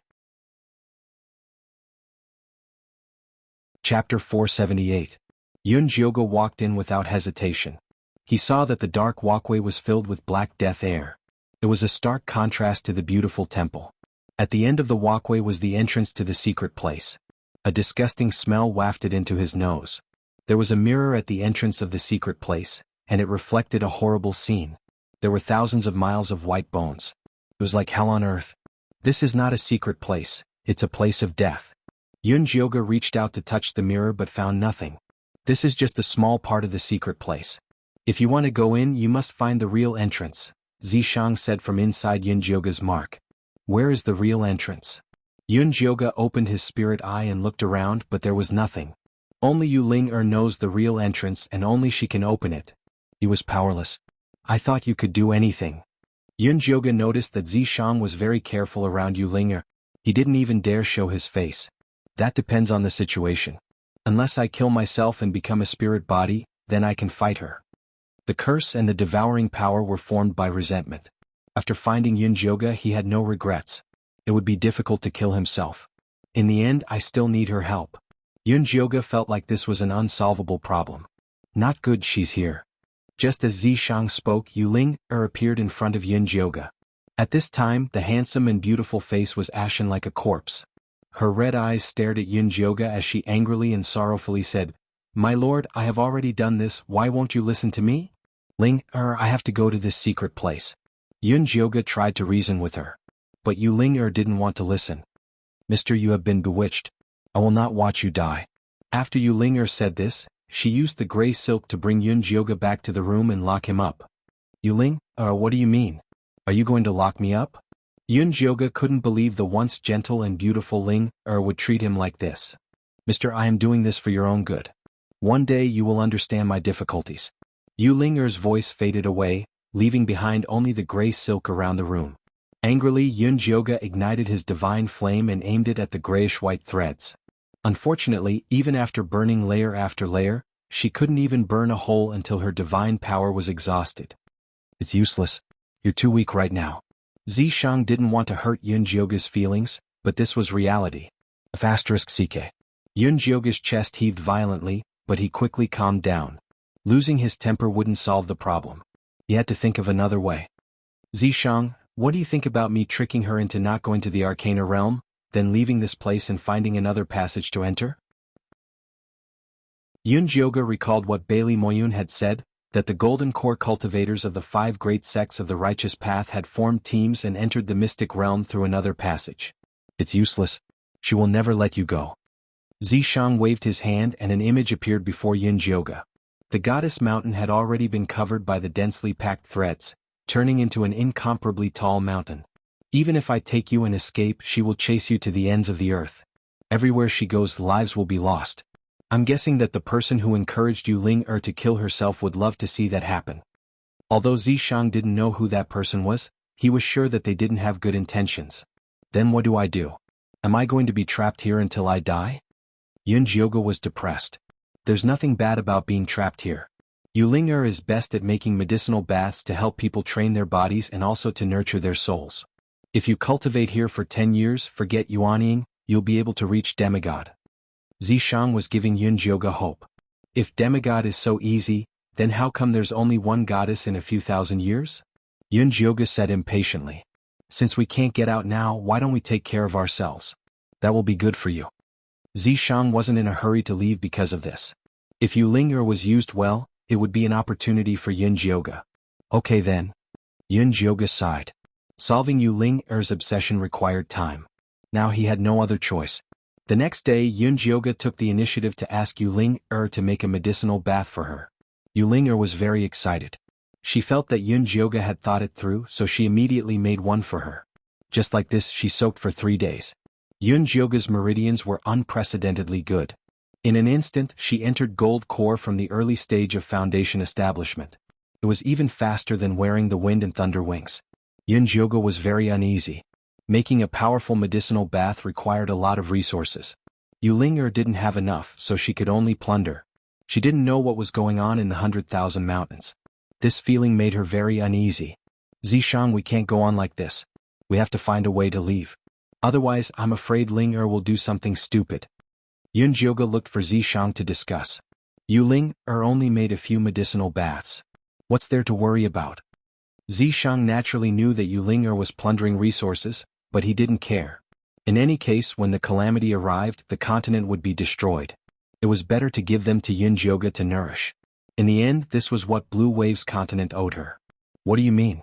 You also don't want me to go to Primal Chaos secret territory? The more Yun Jioge thought about it, the more she felt it was possible. Previously, Zishang had always wanted to seal her memory and make her a sweet and innocent girl. I don't. Zishang had an innocent expression. How could he admit that he was the same as Yu Ling'er? He wanted to find a safe place to hide Yun Jioge. He didn't want her to sacrifice herself for the common people. It would be strange if I believed you. Sure enough, relying on others was enough. Yun Jioge decided to save herself. The first thing she did was to find an ally. The maids and guards of this divine palace, including Yiyu, Luo Tian and Juni Chen, were all controlled by Yu Ling'er. However, there was an exception, and that was Yi Yunji. Yi Yunji was Yi Yu's corpse. Because of her ugly appearance, Yu Ling'er didn't like her. So she was placed outside the divine palace. However, she wasn't forbidden from entering or leaving the divine palace. Yun Jioge was looking for an ally. Everyone thought that Yi Yunji's consciousness had already dissipated. However, Yun Jioge could use the world spirit heart to attach a part of her soul to see what was happening outside. Yun Jioge didn't even tell Zishang about this. When she was soaking in the medicinal bath, she used the power of the world spirit heart to secretly attach herself to Yi Yunji. Because Yi Yunji had the aura of the shrine, when Yun Jioge controlled her to leave, those white threads didn't have any reaction. At this moment, Goddess Mountain was already occupied by endless gray threads. It took Yun Jioge some time to leave. When she left Goddess Mountain and walked outside, she was stunned by everything in front of her. Chapter 479. Yun Jioga looked around in shock, only to see 10 miles of withered yellow land without a single blade of grass growing. The brown soil was exposed, it was like a completely different world from before. What had Yu Ling done? Yun Jioga felt very uneasy and decided to find someone to ask. He flew toward the Black Orchid Valley. The most eye-catching building of ice and stone in the valley had already been leveled to the ground. At the foot of the mountain, there was a huge bonfire made of peachwood branches. Above the bonfire were numerous Miao people whose bodies were half petrified. They piled up in layers, their eyes filled with despair and fear. "Sister, I don't want to die, please don't burn me." At the top of the pile was Wuxia. Her lower body was already petrified, and her upper body was tied up with ropes. She kept begging Black Orchid to let her go. "Sister, I'm sorry." The once high-spirited Black Orchid's eyes were now red and her face was green. She looked ragged and tired. She stood in front of the bonfire with a torch in her hand and said to Wuxia in pain, "The curse has begun to spread. The ice stone can no longer suppress the curse. If I don't burn you to death, the curse will only get worse. Sister, please don't hate me. I have no choice." Black Orchid cried as she said this, then ruthlessly threw the torch towards the fire. Just as the torch was about to fall, a stone flew out of nowhere and extinguished the fire in an instant. "Who is it?" Wu Lan turned her head and saw a familiar and ugly Yin corpse standing not far away. "Big brother Yiyu, he must have come back to save us," Wuya shouted while struggling. When she had brought people into the ice stone building and found that Yiyu had left with the Yin corpses, she had guessed that he had removed the curse. After all, he was the only person that could stop the curse from spreading. "Yiyu, have you come to save us?" Black Orchid looked around in despair. She now deeply regretted not giving the blood tears to Yun Jioga. Now that the treasure was gone, her sister and her followers could not be saved. If she was given another chance, she would not hesitate to give up the treasure. Yun Jioga said nothing. She only gestured for Black Orchid to follow her. Black Orchid followed without hesitation. Yun Jioga brought Wu Lan to a secluded and remote place before transmitting to her, "I am Yun Jioga." "Miss Yun, how could you possess a Yin corpse?" Wuya was shocked. She remembered that Yun Jioga was only at the foundation establishment stage. Forcefully possessing someone else would be very harmful to his soul. "I don't have time to explain things to you. Tell me what happened to Goddess Mountain. How could so many of your cultivators be petrified?" Yun Jioga only had 2 hours. He had to return before Zishang and Yu Ling found out.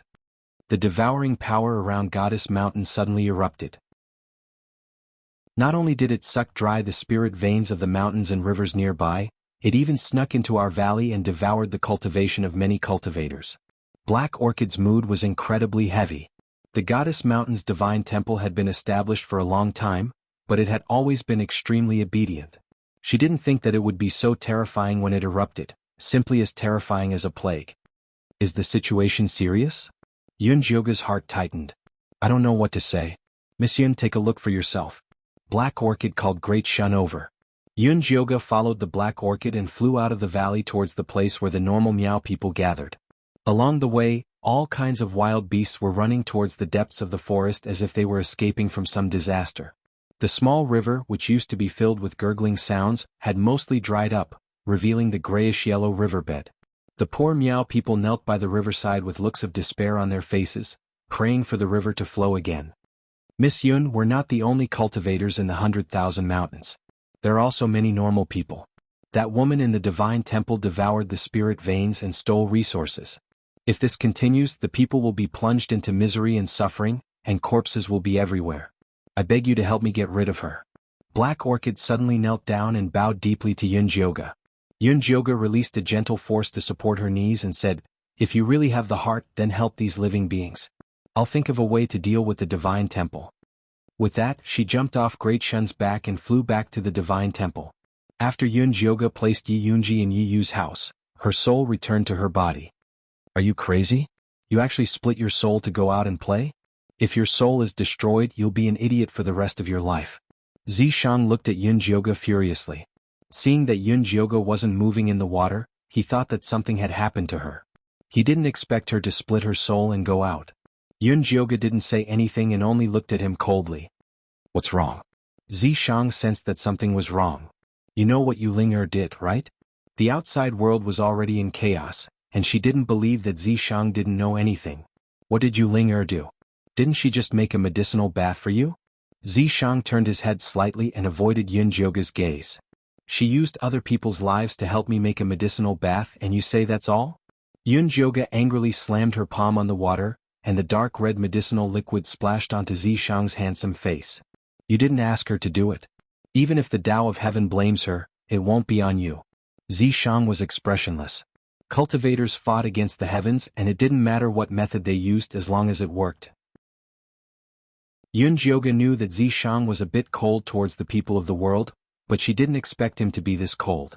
She angrily stood up from the water, put on her robe and walked out. Where are you going? Zishang pulled Yunjioga back. I'm going to find Yu Ling and ask her. Flames danced in Yunjioga's eyes, ready to shoot out at any moment. Once upon a time, the spirit race was loved for their kindness and generosity. Now Yu Ling was scarier than a demon. This wasn't someone she knew. She cares about you. If you go looking for her like this, won't you hurt her too much? Zishang didn't want Yunjioga and Yu Ling to fight. I don't know what happened to make you all so cold and cruel, but don't say that you're doing it for my good. I don't want you to disgust me. Yunjioga stared at Zishang and said word by word. Zishang's heart shook and he didn't dare stop her. He could only watch as Yunjioga left the hall. When Yunjioga found Yu Ling she was making a spiritual liquid in the alchemy room. The walls of the alchemy room were filled with thick, transparent tubes that were filled with the spiritual power of the mountains. This spiritual power was the foundation of all things. Only the spirit race who had mastered spiritual power could extract it. Mister, why are you here? Yu Ling put down the spirit bottle in her hand and looked at Yunjioga with surprise. Congratulations, mister. Your cultivation has increased again. Yunjioga realized that after soaking in the medicinal bath, he had reached the middle stage of the golden core stage. This kind of speed was shocking. Chapter 480. The legends say that the power of mountains is the best way to increase cultivation. It is true. Yu Ling looked at Yunjioga with satisfaction. She was glad she was a spirit race. This way she could help Master quickly increase cultivation. No one else could do this, not even the so-called strongest Emperor Zishang. Who did you hear this from? Yunjioga asked. That person had clearly misled Yu Ling. Yu Ling froze. She frowned and thought for a moment. In the end she shook her head. I don't remember. I think I heard someone talk about it when I was in the God Palace, but I don't remember who it was. She had turned into a soul. Other than her loyalty to Yunjioga, many things had disappeared with time. Yunjioga felt sad. She guessed it was the person pretending to be Li Wei who had misled Yu Ling. Though Yu Ling had done this because she had been tricked, Yunjioga could not forgive her. Take these things apart. Yunjioga pointed at the tubes that were sucking out the power of mountains. Why? Yu Ling refused. She had spent a lot of effort to make these tubes. It would be difficult to make another set. Yu Ling, do you think you are helping me? You are harming me. Yunjioga's eyes were filled with anger. What is it? Is there a problem with the medicinal bath? Impossible. These are prescriptions I have carefully designed. They should be good for your body. Yu Ling was very confident in her prescriptions. Good for my body, but what about my heart? Yunjioga looked at Yu Ling and said, You have been with me for hundreds of years. You should know what kind of person I am. If I used the power of mountains to increase my cultivation, would the spirit race still exist? When Yunjioga's mother was pregnant, she suddenly discovered that her daughter had the unique phoenix body. She suddenly had the idea to raise this child into a goddess. Not only did she spend all the resources that the God Palace had accumulated for thousands of years, but she also captured the children of the spirit race and threatened them to suck out the mountain spirit energy. The spirit race was almost destroyed because of this. It wasn't until Yunjioga grew up that he gave the order to seal off the mountains and return the divine power to the mountains that had suffered. Only then did the spirit race recover.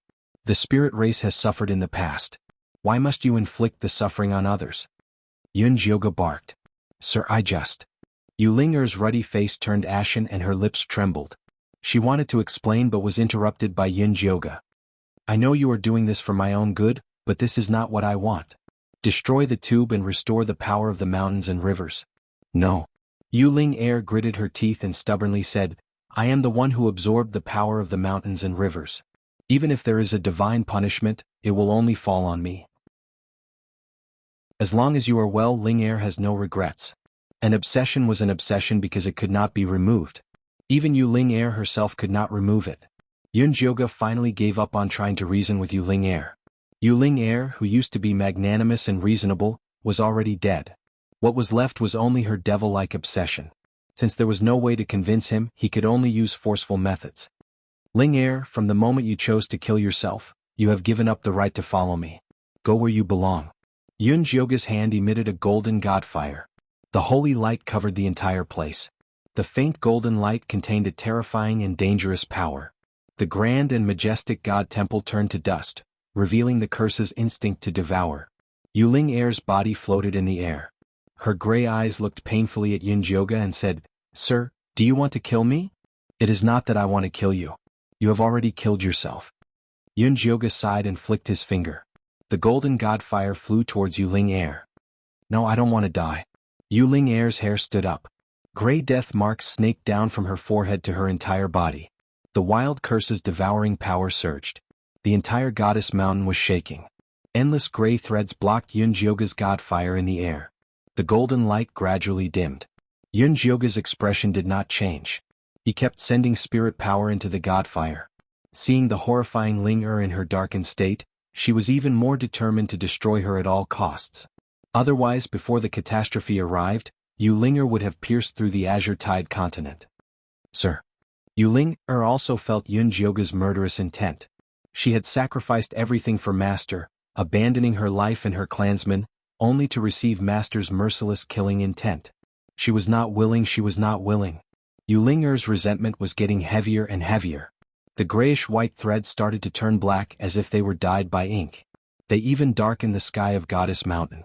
The billowing resentment condensed into black clouds in the sky. Countless lonely souls and wild ghosts were trembling and howling in the clouds. It was as if a catastrophe was coming to the entire 100,000 mountains. The ordinary Miao people thought that the deity was enraged and was going to bestow punishment, and all of them prostrated on the ground trembling. The flying insects, birds and beasts flew around in panic, but they couldn't find any safe place at all. Black Orchid was standing guard by the fire. Although she had Yunjioge's guarantee, she did not dare to release her cursed clansman and sister.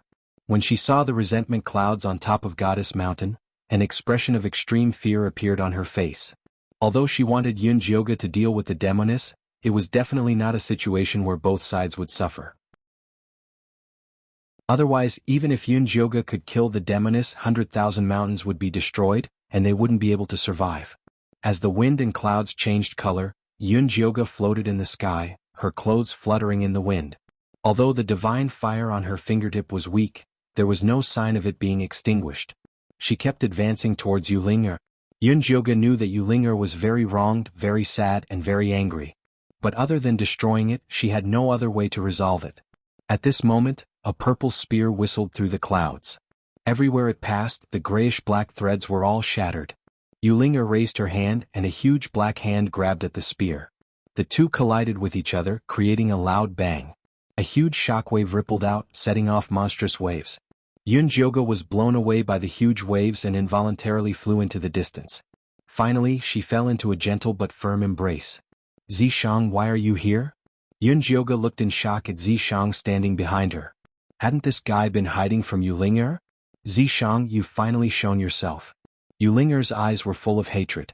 "I didn't want to disturb your reunion with Jioge, but now you've gone too far," Zishang said calmly. "I've gone too far?" Yu Ling-er laughed coldly. "When Master reincarnated, you were the first to steal the reincarnation stone, and then you destroyed the rest, making it so that no one else could pass. Do you know how despicable and shameless you are?" Chapter 481. Yes, I am despicable. If it was you, you wouldn't be any better. Zishang had to admit that he was such a shameless demon. When Yunjioge had reincarnated, the God Palace had prepared 10 reincarnation stones. He had rushed in first to take the stone and then destroyed the other 9. He wanted to take Yunjioge while he was reincarnating. He was very happy that he had done it. My loyalty to Master can be seen by the sun and the moon. A despicable person like you can't compare. Yu Ling-er shouted. "Your loyalty is to fight against Lady Goddess? You've really broadened my horizons." Zishang laughed coldly and said proudly, "No matter how despicable I am, at least I always listen to her. You, on the other hand, dared to attack the goddess. If this was the God Palace, you would have been skinned and your tendons pulled out." "I did not." Yu Ling screamed. Her resentment exploded and dyed the gray threads of the curse black. Stop talking. Yun Jioge couldn't help but pull Zishang. She finally knew why Zishang hadn't come out before. He was a disaster. As soon as he came out, he made Yu Ling go crazy. Don't worry. I know what I am doing. Zishang patted Yun Jioge's hand and then said to Yu Ling, you say you are loyal to Master, but you can't even give her what she wants. What right do you have to stand next to her? The most important thing to Master is the Sun of Life. Can you afford it? Yu Ling said with disdain. If you could, you wouldn't be like this. You are wrong. I have already given her the Sun of Life, Zishang said shamelessly. Zishang boasted shamelessly. Not only was Yu Ling shocked, but even Yun Jioge was shocked. Sun of Life? What the hell was that? Was it the egg in her stomach? Impossible. Yu Ling denied it. Back then Yun Jioge had been obsessed with the Sun of Life. All the elite men of the races had filled up the harem. Yun Jioge's status was so high that he couldn't pamper them all. Yu Ling had taken people to test them and used their life essence to cultivate. But she had never succeeded. That's right. When did I get pregnant? Why didn't I know about it? Yun Jioge could not help but send a voice transmission to Zishang. No one knows what the Sun of Life looks like. All they know is that it will crawl out of your stomach. If you say the egg in your stomach is the Sun of Life, no one will doubt it, Zishang replied firmly. You want me to lie to her? Yun Jioge was enlightened. Do you have a better idea? Zishang asked. All right. Yun Jioge made up his mind. She did not want to fight with Yu Ling. It would be best if they could settle this peacefully. When he thought of this, Yun Jioge decided to join forces with Zishang to lie. She touched her flat belly and said to Yu Ling, yes, I am pregnant. I don't believe it. Yu Ling widened her eyes. You can take a look if you don't believe me. Yun Jioge bit the bullet and said. Yu Ling stared at Yun Jioge's abdomen. She saw a small white egg inside. Under her body was the soft red carpet made from her tears of blood. Is this the Sun of Life? Yu Ling looked at the white egg. She looked like she was crying and laughing at the same time. She had tried so hard to help Yun Jioge achieve something she could not. Zishang had easily succeeded. Everything she had done was so laughable. What obsession. What protection. It had all become a joke. Yu Ling, you should know about the goddess's divination. As long as she is pregnant with the Sun of Life, she will be able to save the world. Now that the goddess has gotten what she wanted, you are stopping her. You are not helping her, you are harming her. Zishang continued to press on. Every word he said hit Yu Ling's heart. So, this is all my fault? Yu Ling's body flickered between white and black. Yun Jioge could not help but feel nervous. Whether or not she could succeed depended on this moment. If Yu Ling continued to be evil, they would have to fight to the death. That was not something she wanted to see. Just then Zishang added, Yu Ling, I know you want to stay and protect the goddess. There is a way to make up for your mistake. What is it? Yu Ling looked at Zishang. I heard that the spirit race has a secret technique that can transform spirits into protective threads. Zishang said calmly. Zishang. Yun Jioge interrupted Zishang. He was going to turn Yu Ling into dust and scatter her soul. Okay. Yu Ling nodded and smiled sadly at Yun Jioge. Sir, I was wrong this time. Please do not be angry. Linger, you can still reincarnate. Come find me again. Yun Jioge did not want to see Yu Ling disappear forever. If I reincarnate again, I will not be Yu Ling. Sir, let me accompany you for the rest of your days. Yu Ling smiled and closed her eyes. Her body began to dissipate, turning into specks of starlight. They all merged into the curse and the devouring threads. Finally, they condensed into a pale gold thread like moonlight that fell onto Yun Jioge. The resentful clouds dissipated. Golden sunlight pierced through the clouds and illuminated the entire 100,000 mountains. The statues of the 5 poison sect fell to the ground, revealing the people with blank faces. Chun Sanyang found her ball of thread lying on the ground. She still did not understand the situation.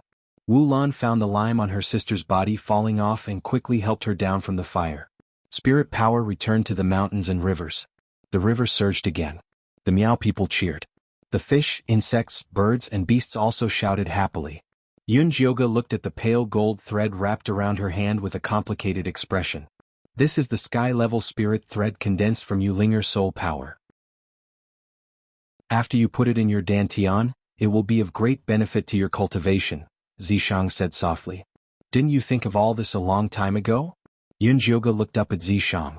This is the best ending for her. Zishang did not deny that after he found out Yu Linger had become a spirit, he had been thinking of turning her into a sky-level spirit thread. Despicable. Yun Jioga scolded fiercely. She could not feel any hatred. After all, everything Zishang did was for her. Thank you for the compliment. Zishang did not hide his despicable and dirty heart. As long as he could make Yun Jioga stronger, no matter how despicable he was, it would not be too much. Yun Jioga was too lazy to talk to him. She put the moon spirit thread back into her dantian and turned to look at the collapsed temple. She saw Yi Yunji helping Yi Yu climb out. Young miss, what happened? Yi Yu climbed out of the ashes and looked around with a dazed expression. He was shocked to find that he was already at the middle stage of foundation establishment. He only remembered that after he left the valley with the Yin corpses, he was caught in a gray net and dragged away. He did not remember anything after that. Chapter 482. The Divine Temple is gone. Yin Jioga said. Divine Temple? This is the Divine Temple? Yi was even more shocked. How did young mistress kill that nascent soul realm cultivator without his knowledge? This was too awesome. Let's save Juni Chen and Luo Tian first. Yun Jioga was not in the mood to explain. Oh okay. Yi Yu called Yi Yunji over. As he was about to rescue them, he saw Little Ming and Little Red fly out with their respective masters and land in front of Yun Jioga. Young mistress, why are you here? Luo Tian was shocked. What happened? How did I become a golden core realm cultivator? Juni Chen was even more shocked. It's a long story. I'll tell you when I have the chance. First, clean up this place and take over 5 Poison Sect. 10,000 mountains will be yours in the future. 5 Poison Sect was not a good thing. If they didn't want to steal Yu Linger's blood and tears, they wouldn't end up like this. Yes. Luo Tian nodded without hesitation. He hadn't received a mission from Yun Jioga for a long time. Not to mention taking over 5 Poison Sect, he would even agree to take over Yin Corpse Sect. What, are you in a hurry to leave? Juni Chen noticed the farewell in Yun Jioga's words. Yes. Yun Jioga nodded. Little Ming and Little Red flew to her feet and were reluctant to leave. Follow your master. Yun Jioga patted their heads and fed them 3 cherry pills. Young mistress, where are you going? Luo Tian asked. I'm going to the chaotic secret realm under the Divine Temple to do something. Yun Jioga briefly mentioned the secret realm. She had spent too much time here. She had to enter the secret realm to find Li Wei and Cho Sr. We'll go with you, Yi Yu said quickly. No need. You have your own mission. Just guard 10,000 mountains. There must be a reason why the Divine Temple chose to set up camp here. Yu Linger had disappeared, but Yun Jioga believed it was not over yet. The person who impersonated Li Wei must have something up his sleeves. She could not take care of it alone. She had to have someone she could trust. Eldest miss, don't worry. We will definitely defend the myriad mountains. Hearing Yun Jioga's words, Luo Tian and the other 2 felt as though a heavy burden had been placed on their shoulders. We're leaving.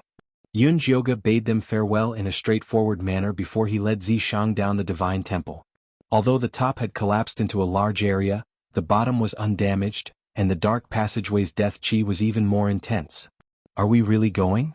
Zishang was still thinking about Yu Linger's prophecy that Yun Jioga would die in the primal chaos mystic realm. The scion of life was fake. What if something really happened? Of course. Yun Jioga nodded. Then he directed the moon spirit threads to fly into the depths of the phantom. The moon spirit threads spread out and devoured the space, quickly revealing a round black hole. Let's go. Yun Jioga led Zishang into the black hole. After a moment of spatial distortion, Yun Jioga and Zishang fell to the ground one after another. How did you become so heavy? Yun Jioga was heavily pressed down by Zidici's sword. He was nearly flattened into a meat patty. She pushed Zishang away and stood up. She smelled the heavy smell of death. The sky was dark, and the sun looked like it was covered by a black cloth bag. It struggled to let out a little light. The black ground looked like it had been scorched by fire. Wisps of black gas floated in the air. It looked like the end of the world. Oh my God. Yun Jioga was extremely shocked. Although she had already expected that this mystic realm would be terrible when she was under the Divine Temple, she did not expect it to be this bad. At this time, Zishang brought her a piece of bad news. I can't use my demonic power anymore. Are you joking? Yun Jioga turned to look at Zishang. His expression was serious. He did not look like he was joking at all. Try and see if you can still use your spiritual power? Zishang asked. Yun Jioga tried to use the spiritual power in her body, but she found that her energy center was like dead. She could not use any spiritual power at all. She quickly reached out. Faint golden light floated out, and the moon spirit threads emerged from her fingers. Good thing I can still use God power. Yun Jioga sighed in relief. Otherwise, it would be really dangerous to not be able to use any power in this godforsaken place. Let Dummy out. Let him carry us out of here first. Zishang did not look worried. Although he could not use his demon power, the strongest part of the demon race was his physical body. He could still crush all kinds of monsters if he returned to his original form. Yun Jioga used her god power to open the spirit beast pouch and let Dummy out. Ow ow ow. Dummy howled crazily as soon as it came out. It was still struggling with the devouring white threats. Dummy, calm down. It's fine now. Yun Jioga was about to comfort Dummy, but she saw its furry face suddenly become dull. It circled in the air blankly, then suddenly flew toward the east. Where are you going? Come back. Yun Jioga quickly used her god power to shoot out the moon spirit threads to tie Dummy back. Ow ow ow. Let go of me. I want to go home. I want to go home. Dummy's consciousness surged into Yun Jioga's mind, causing her ears to buzz. Wait, what did you say? Go home. Yun Jioga shook her head and asked Dummy directly. This is the Chaos Mystic Realm, not the 100,000 Mountains. Why are you going home? Go home, go home. Dummy kept shouting this over and over again, and it was struggling more and more intensely. Yun Jioga relied on her god power to use the moon spirit threads now. It wasn't worth it to continue wasting time with Dummy. She had no choice but to discuss with Zishang. Should we go with it? Go. They were unfamiliar with this mystic realm anyway, so it didn't matter where they went. Dummy, you can go home, but you have to carry us. Yun Jioga finished speaking and stuffed 2 cherry pills into Dummy's mouth. Ow ow ow, master has to go with me. Dummy ate the cherry pill and immediately remembered that Yun Jioga was its master. Then let's go. Yun Jioga let go of the moon spirit threads that were binding Dummy and sat on Dummy's back with Zishang. Dummy immediately spread its wings and flew toward the east like an arrow released from a bow. Along the way the ground was dry and cracked like it was covered with scars. There was no green at all and no animals. It was all a dead land. Yun Jioga couldn't help but think of Goddess Mountain. If you continue to extract the power of the mountains and rivers, the 100,000 mountains would probably become like this mystic realm, a land of death everywhere. When you sealed it, was this place like this? Zishang suddenly asked. I don't know. I was in a hurry to reincarnate and sealed the revelation of catastrophe in this mystic realm. I didn't pay attention to anything else. Yun Jioga's soul had already left her body. If she didn't reincarnate, it would be too late. She didn't have the mood to pay attention to the situation in this mystic realm. Chapter 483. At that time, Yun Jioga thought that after she reincarnated, she could contact the people of the God Palace through Li Wei and ascend to the position of goddess again. With the power of the Divine Palace, any secret realm would be a small problem. Unfortunately, the world is unpredictable. She took a wrong path in her reincarnation. When she came back, Li Wei was gone. All her plans changed. I'm afraid this arcane realm wasn't born like this. It's a land of death that was formed later on. Keep your divine power safe and don't use it unless it's absolutely necessary. Zishang had a feeling that this arcane realm was not as simple as it seemed. Okay, I got it. Yun Jioga also discovered that although her divine power could be used in this mystic realm, it consumed a lot of energy and took a long time to recover. Just binding Dummy just now had used up 1% of its divine power, and it still hadn't started to recover. You don't have to worry too much. Although I can't use my demon power, I can still protect you. Zishang then told her about his demon body. I've known for a long time. Yun Jioga dual cultivated with Zishang every single day, so how could he not know the condition of Zishang's body? Although she hadn't seen Zishang's true form, she was sure that he was very powerful. Therefore she wasn't too worried about her safety. She was worried about something else. Cho Sen and the others shouldn't be able to use their spiritual power in the mystic realm. I wonder how they're doing now. Although the 3 of them had abandoned her, Yun Jioga was still worried about their safety. To be exact, he was worried about the 2 goo worms, Xiao Ying and Xiao Tao. She had already decided that if she saw Nangong Li and Bailey Moyun, she would retrieve her goo worms and beat them up before severing all ties. Since they dared to abandon you and enter the pocket dimension, they must have something up their sleeves. You don't have to worry about this. I believe that Nangong Yu will be able to solve this problem very well. As Zishang spoke of Nangong Yu, A cold light flashed across his face. That woman must have some sort of secret. Just as the two of them were chatting, Dummy finally flew away from the land of death and came to a sparse grassland. The grassland that should have been lush and verdant was now mottled as if it was suffering from diarrhea. There was very little yellow-green grass and most of the land was brown and dry. Occasionally there would be a few puddles, but not a single river or stream could be seen. "Dummy, where is your home?" Yunjioga could not help but ask. After flying for 2 hours, no matter how fat it was, its stamina was still limited. "Ayo." Dummy responded weakly, but he didn't say where his home was. Yunjioga suspected that Dummy's brain had gone haywire to create a virtual home, so he coaxed it. "Dummy, you must be tired after flying for so long. Why don't we take a break?" Dummy refused. "I still have a lot of cherry pills and spirit water here. You'll only have the strength to continue flying after you eat them," Yunjioga said to Dummy in a tone that sounded like he was bluffing a child. Dummy hesitated for a moment, but soon let out an unwavering howl, then sped up and continued flying forward. Why is Dummy so persistent? Could it really be that its home is here? Yunjioga was convinced. Dummy had always been a foodie. To be able to firmly resist the temptation of delicious food, there had to be something more important than food or survival. "Can you see the ball of gas in Dummy's head now?" Zishang suddenly asked. "Sure." Yunjioga gathered his divine power between his eyebrows and opened his spirit eye to look at Dummy's head. The strange energy that was originally mixed with gold and ash changed its appearance. The golden light expanded and blocked out all the gray light. However, the gray light was very persistent and stuck to the surroundings. There was no way to get rid of it. Yunjioga told Zishang what he had seen. Zishang nodded and said, "That's right. Dummy should be a native of this Arcana land." For some reason he ran to the 100,000 mountains. He had a lot of spiritual power outside, so his power was suppressed. He only recovered after returning here. "So, as long as we find his family, we'll be able to understand the situation in the Arcana land?" To them this was like a timely rain. Yunjioga's spirits were lifted. Dummy's appearance by his side must have been preordained by fate. "Yes, but before that, let's let him rest first. Otherwise, he'll die of exhaustion before he can find his home." Zishang looked at Dummy's red face and felt like it was going to stop breathing at any moment. "Dummy, I'm not feeling well. Quickly put me down to rest." Yunjioga changed his strategy. He pressed down on Dummy's head and used his spirit mark to suppress it. After signing a master-servant contract, a spiritual beast must prioritize its master's safety. Dummy had no way of disobeying this iron law. He could only find a hill to land on unwillingly. This hill was not very tall. There was a lot of greenery. There were trees scattered around it, but the bark and leaves were dark red. "Feed it." Yunjioga took out the cherry pill and spirit water from her storage bag and handed them to Zishang. Meh. Zishang frowned. He had never raised a spiritual beast before and he did not like it. "I still need to organize the storage bag." Every time she opened the storage bag, she needed divine power. It was too wasteful.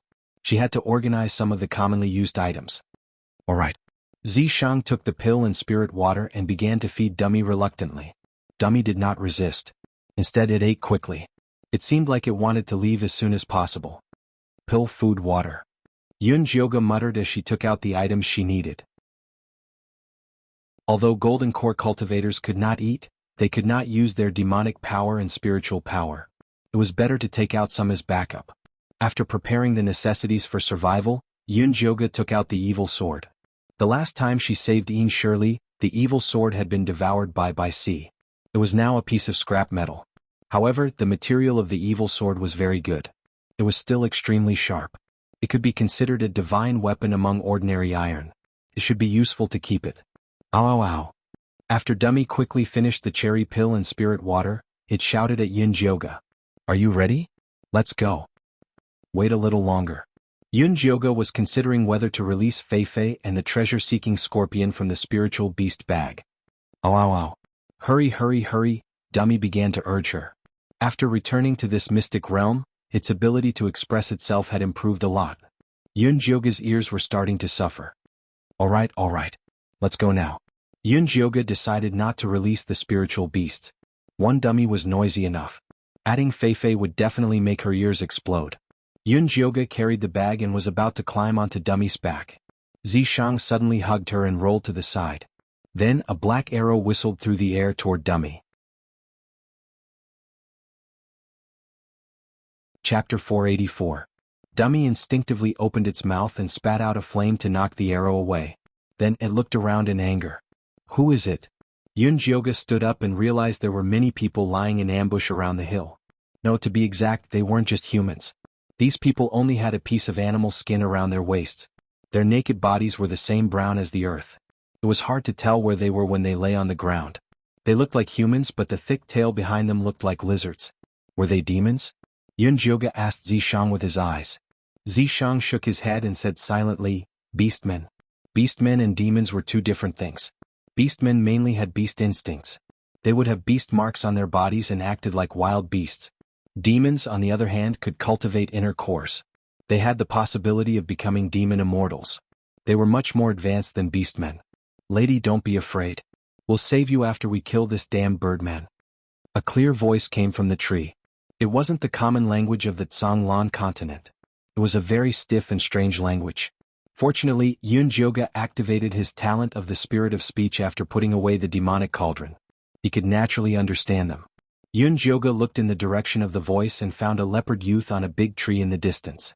It had fluffy brown hair, round ears, deep facial features, wheat-colored skin, and faint golden spots on its face and body. It wore a piece of cloth around its waist and had a long tail behind it. Wait, are you misunderstanding something? This is my spirit beast mount, not some birdman, Yunjioga said loudly. Your mount. The leopard youth stilled and then shouted, you must have been tricked by it. It's not a mount. It's the prince of the eagle race, Ling Fei. Lady, among the beastmen only Ling Fei can completely transform. He's also very fat. You should have heard of this rumor. A lizard youth stood up from the ground. He looked no different from a human. Other than his ears that were open like umbrellas, his facial features were very handsome. He wasn't inferior to the leopard youth. The avians don't have any females, so they go around snatching women from other races back to Eagle Cliff. When they lay eggs, they eat them. They are the cruelest and most vicious race in the world. The young panther shouted angrily. That's right, young lady, you mustn't be fooled by him, the lizard man chimed in. Dummy, you're so bad. Yunjioga couldn't help but pat Dummy's fat head. Awoo, let's go home. Dummy didn't even look at the two orcs. It was focused on delivering the message to Yunjioga. Go home with Dummy first, Zishang said to Yunjioga telepathically. These beastmen aren't good people either. Why do you say that? Yunjioga asked curiously. She felt that these beastmen were quite nice. At least they were willing to save her, a woman they had never met before. Look at their eyes carefully. They are full of hunger and greed. It is probably one of their traditions to bring women back to lay eggs and eat them, Zishang said. Yunjioga then looked at the other lizard men lying on the ground. These lizard men were different from the two who had just spoken. They were rational and handsome. They looked more like wild beasts. Their bodies were thin and dry, which was the result of long-term starvation. They looked at Zishang and Dummy with greed and desire in their eyes. It was as if they were looking at two big pieces of fat meat. However, none of these lizard men looked at Yunjioga. It was as if she already had a master and could not be offended. If Dummy is really the Eagle Prince, then you can be the master of the Eagle clan. I believe they will be more reliable than these orcs, Zishang said. Alright, let's go back with Dummy first.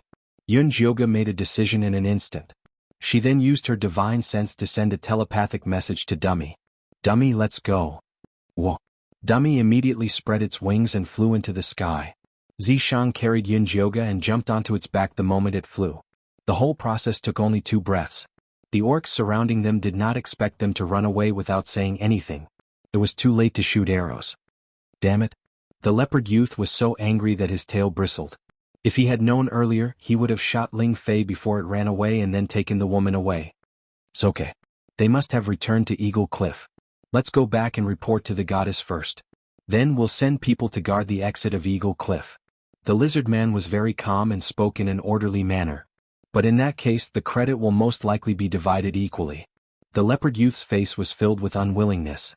If they could catch that beautiful woman, the reward would be enough for their 2 tribes to live for a long time. Dividing equally is better than losing our lives.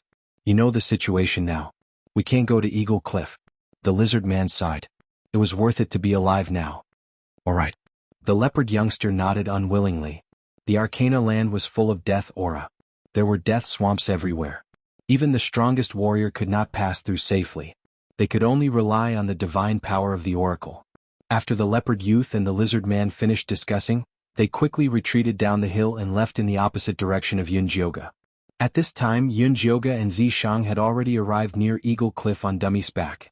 Dummy didn't know if it was because it was too close to home, but it kept circling in place, unwilling to fly into the black cliff. "Why don't we greet them first?"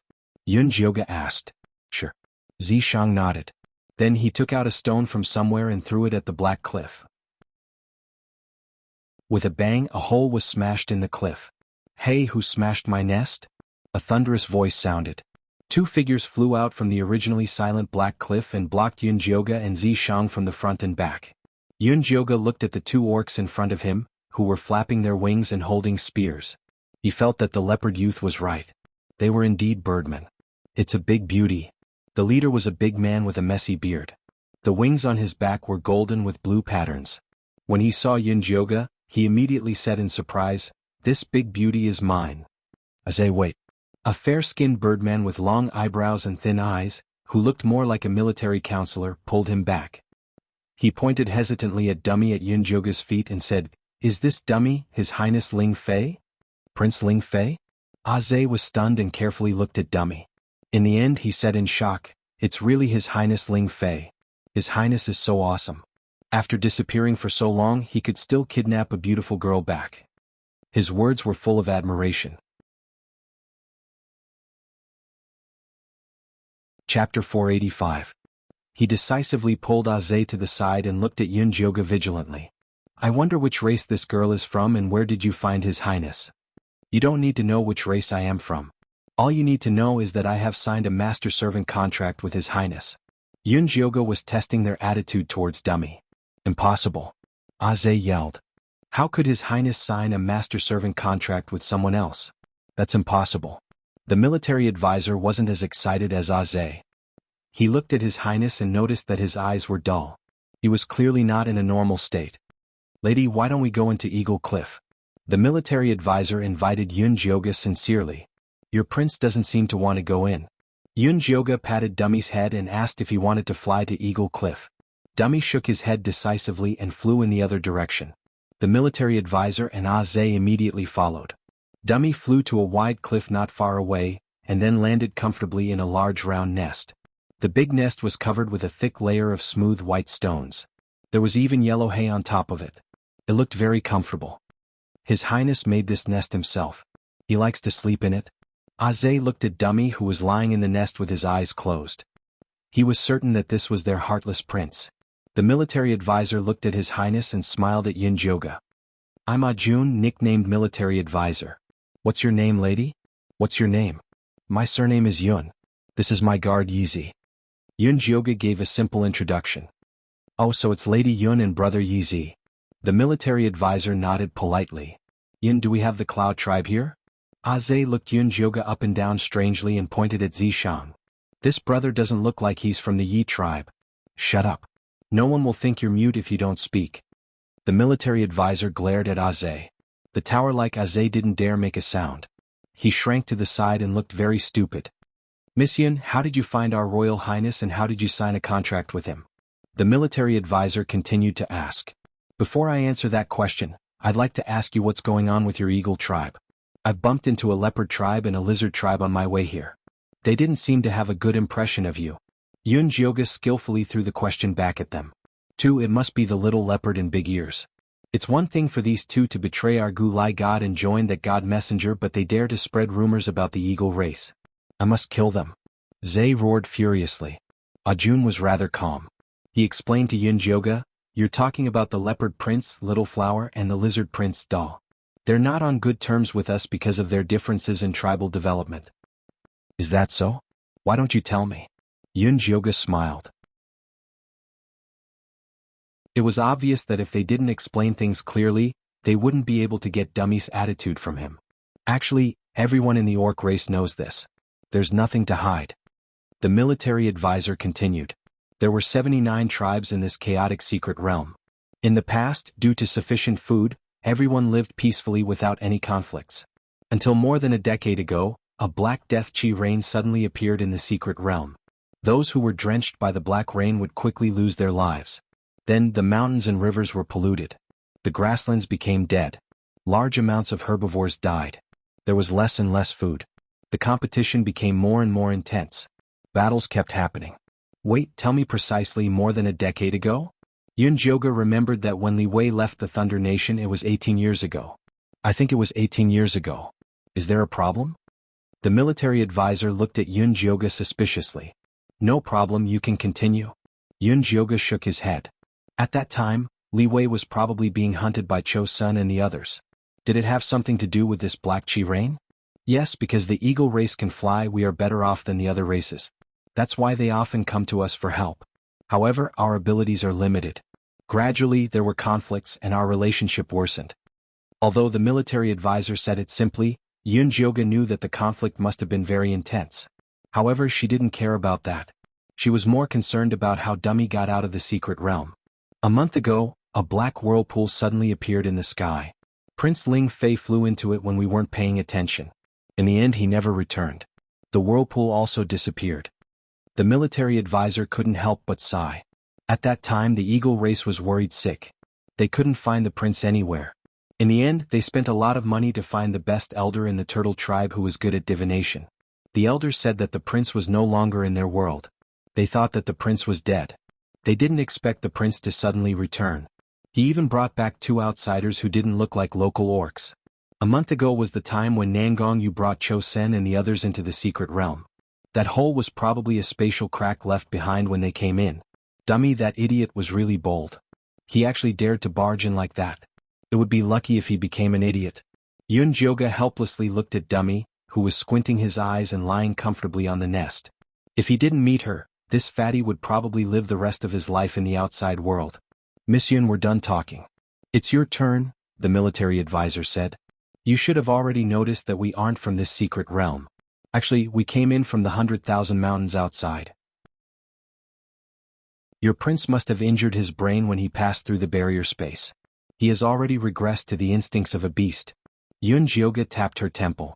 The tunnel that Dummy found was probably just a spatial crack.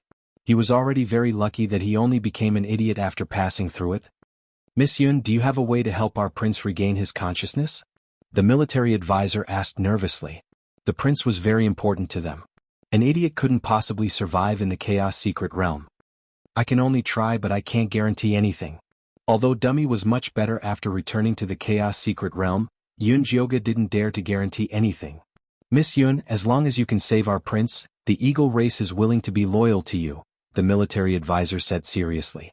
Hey, Ajun, if Elder Bai hears this he will definitely beat you to death, Aze quickly yelled. The eagle race had been free for so many years and had never been loyal to anyone.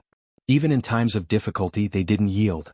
Now that they suddenly found a random master, wouldn't they become a joke to the other orcs? Chapter 486. I will only persuade Elder Bai.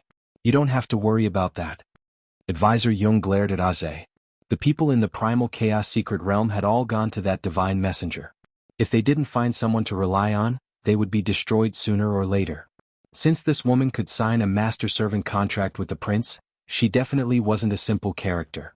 They would seek refuge with her first. If that didn't work, it wouldn't be too late to betray them. Up to you. Elder Bai is your grandpa.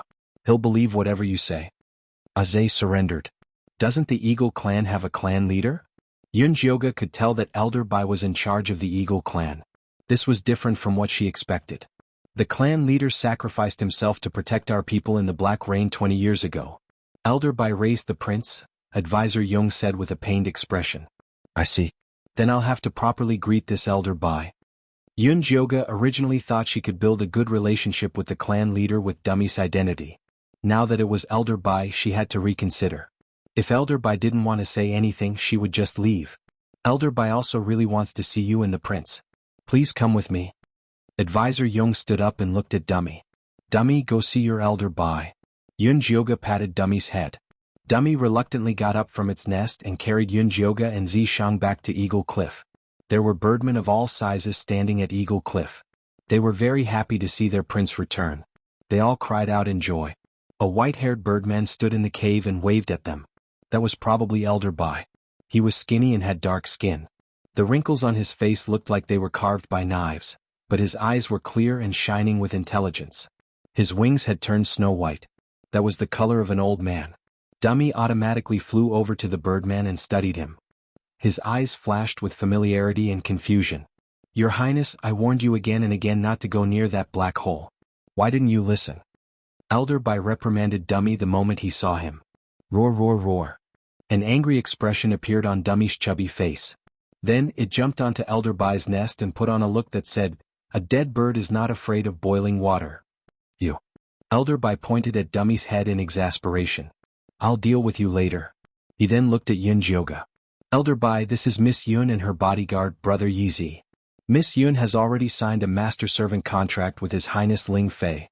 She will do her best to help us treat His Highness." Military counselor's simple words contained many meanings. Elder Bai understood immediately. He looked kindly at Yun Jioga and smiled. "Miss Yun, since you are His Highness Ling Fei's master, you are equivalent to the Cliff Master of Eagle Cliff. I welcome you on behalf of Eagle Cliff." Elder Bai is too polite.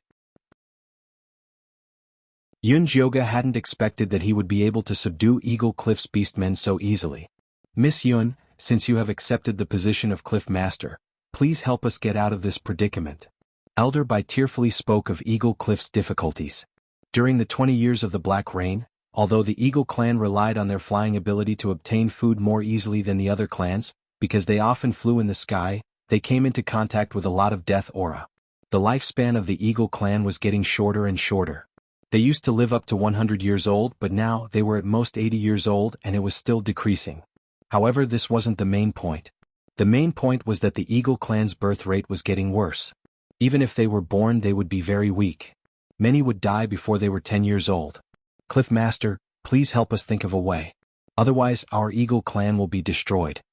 Elder Bai looked at Yun Jioga with anticipation. "I see." Yun Jioga was relieved to hear Elder Bai's words. If the Eagle clan really treated her as their master without any grudge, she would probably be on tenterhooks. Now that she had a favor to ask, she felt more at ease. She said, "Take me to see the children first." Okay. Elder Bai quickly nodded and flew forward personally. "What about His Highness Ling Fei?"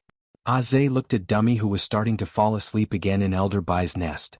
"His Highness is plump and strong, so there won't be any problems in the short term. Let's wait until Miss Yun is free in case he wakes up and comes looking for trouble again."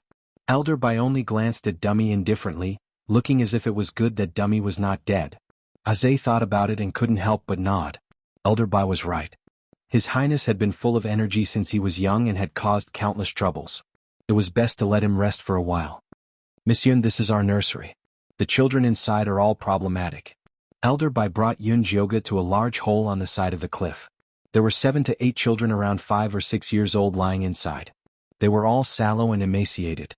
The feathers on their wings were sparse. They looked like little chickens that had the plague. Seeing Yun Jioga walk forward, the little chicks all looked up at her and then drooped down weakly as though they didn't even have the strength to speak. Yun Jioga walked in front of the youngest child. This child was about 4 years old. He was all skin and bones. His wings were pitifully small and drooped behind him like decoration. A pair of big blue eyes stared at Yun Jioga. He was very cute. "Good child, what's your name?" Yun Jioga asked softly. "Ashue," the birdman Ashue replied softly. "Ashue, can you show me your hand?" Yun Jioga's voice became even softer. "And?" Ashue obediently stretched out his slender arm. Yun Jioga began to feel Ashue's pulse. Then she carefully looked at all the children and frowned. There was indeed some dead air in these children's bodies, but the most serious was a trace of gray air. That strange gray air was very similar to the one in Dummy's brain. It filled the children's organs and inhibited their development. This gray air spread so evenly. It should be formed naturally. If it was the day after, it would have accumulated in a fixed place like Dummy. Speaking of congenital, it could only be brought out of the womb. "Miss Yun, do you see anything? Can we children still be saved?" Elder Bai stared at her and asked hopefully. "These children have some congenital deficiencies. It should be a problem brought out of the womb. Where are their parents? I have something to ask them."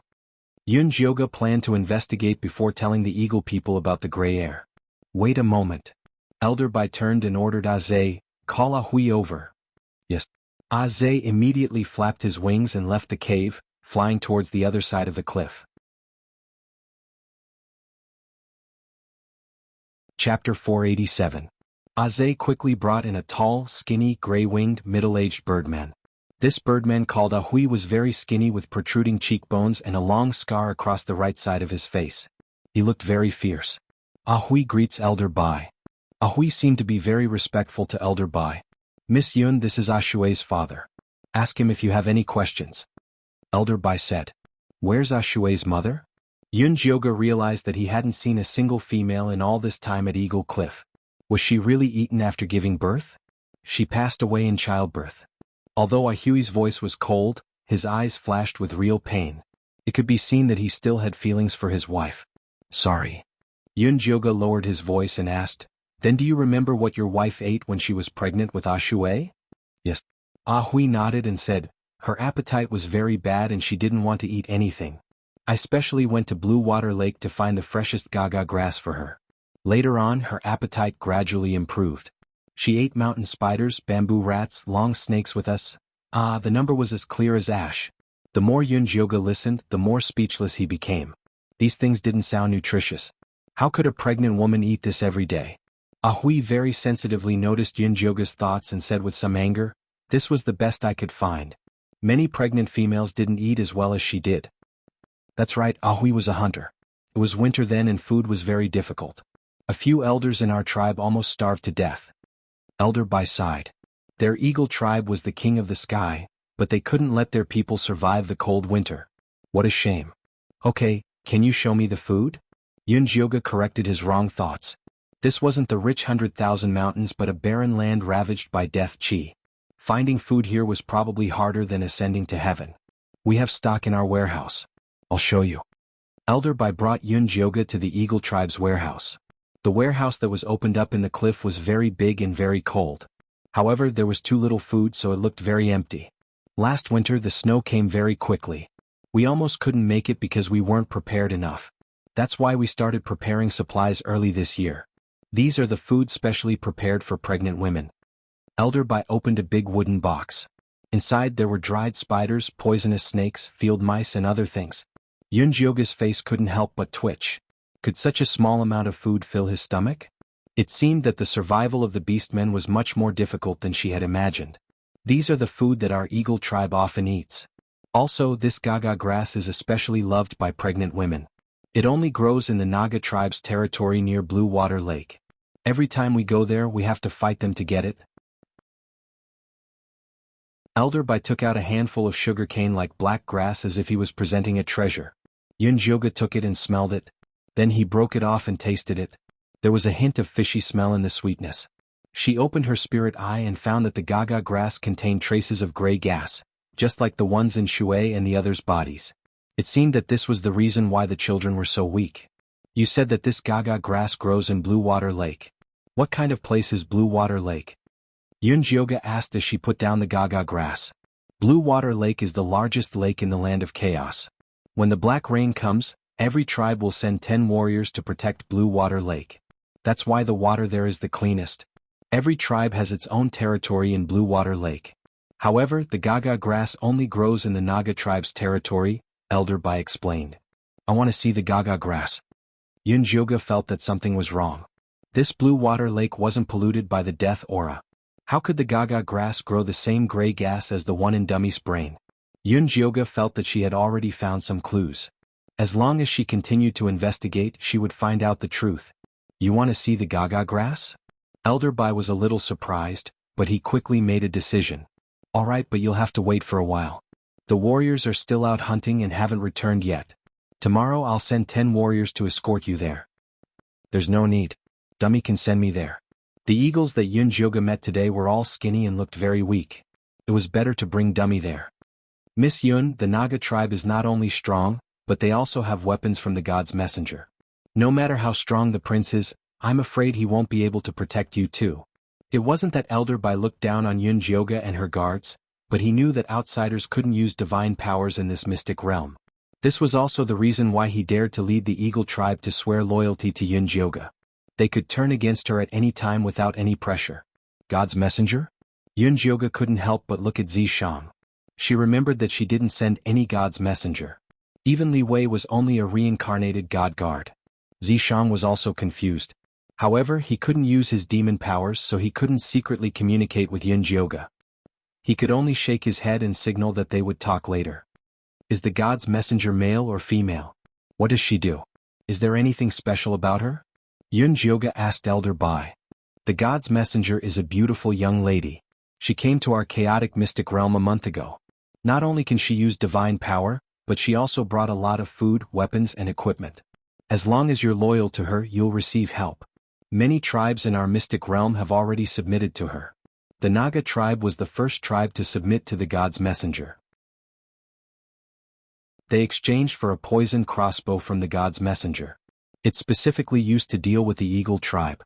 We've suffered a lot from it, Elder Bai said. If this god's messenger is so good, then why did the eagle tribe submit to her instead of me?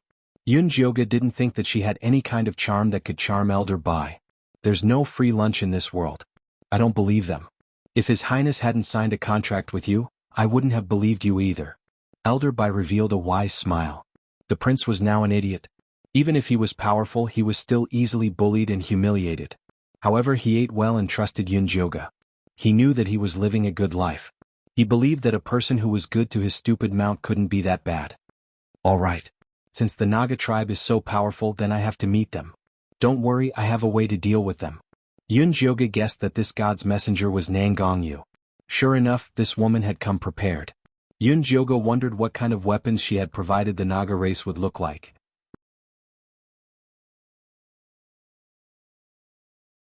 Chapter 488. Miss Yun, I can't agree. I can't watch you risk your life. Elder Bai wouldn't agree. Yunjioga was the only hope of the eagle race. He was more important than his own life. Due to the unreliable dummy's demonstration, Yunjioga became an impulsive and unreliable person in Elder Bai's mind. Elder Bai, I'm confident if I dare to go. To be honest, this guard of mine is also from the Naga race. I won't be in danger with him. Yunjioga looked at Zishang. Now's your chance to shine. When this guy first appeared, he was pretending to be a snake. Don't be a coward. Brother Yizi is from the Naga race? Elder Bai didn't believe it. The Naga had scales on their faces and hands, and this man whose face could not be seen clearly was too clean. I'm from the black snake race. Zishang cooperated. Black scales grew on his cheeks and soon covered his entire body. The scales were so shiny that they looked like they were made of gemstones. They were dazzlingly beautiful, like the most beautiful artwork that would shatter with one touch. Zishang saw that Elder Bai's eyes were filled with suspicion, so he punched the wall. Rubble cracked and dust flew. A huge hole appeared in the wall. Do you believe me now? Zishang looked like he was going to punch a hole through if he didn't believe him. Elder Bai nodded. Yes, I believe you. Warrior Yizi is strong indeed. With you protecting Miss Yun, she'll be fine. Then let's go to Blue Water Lake now.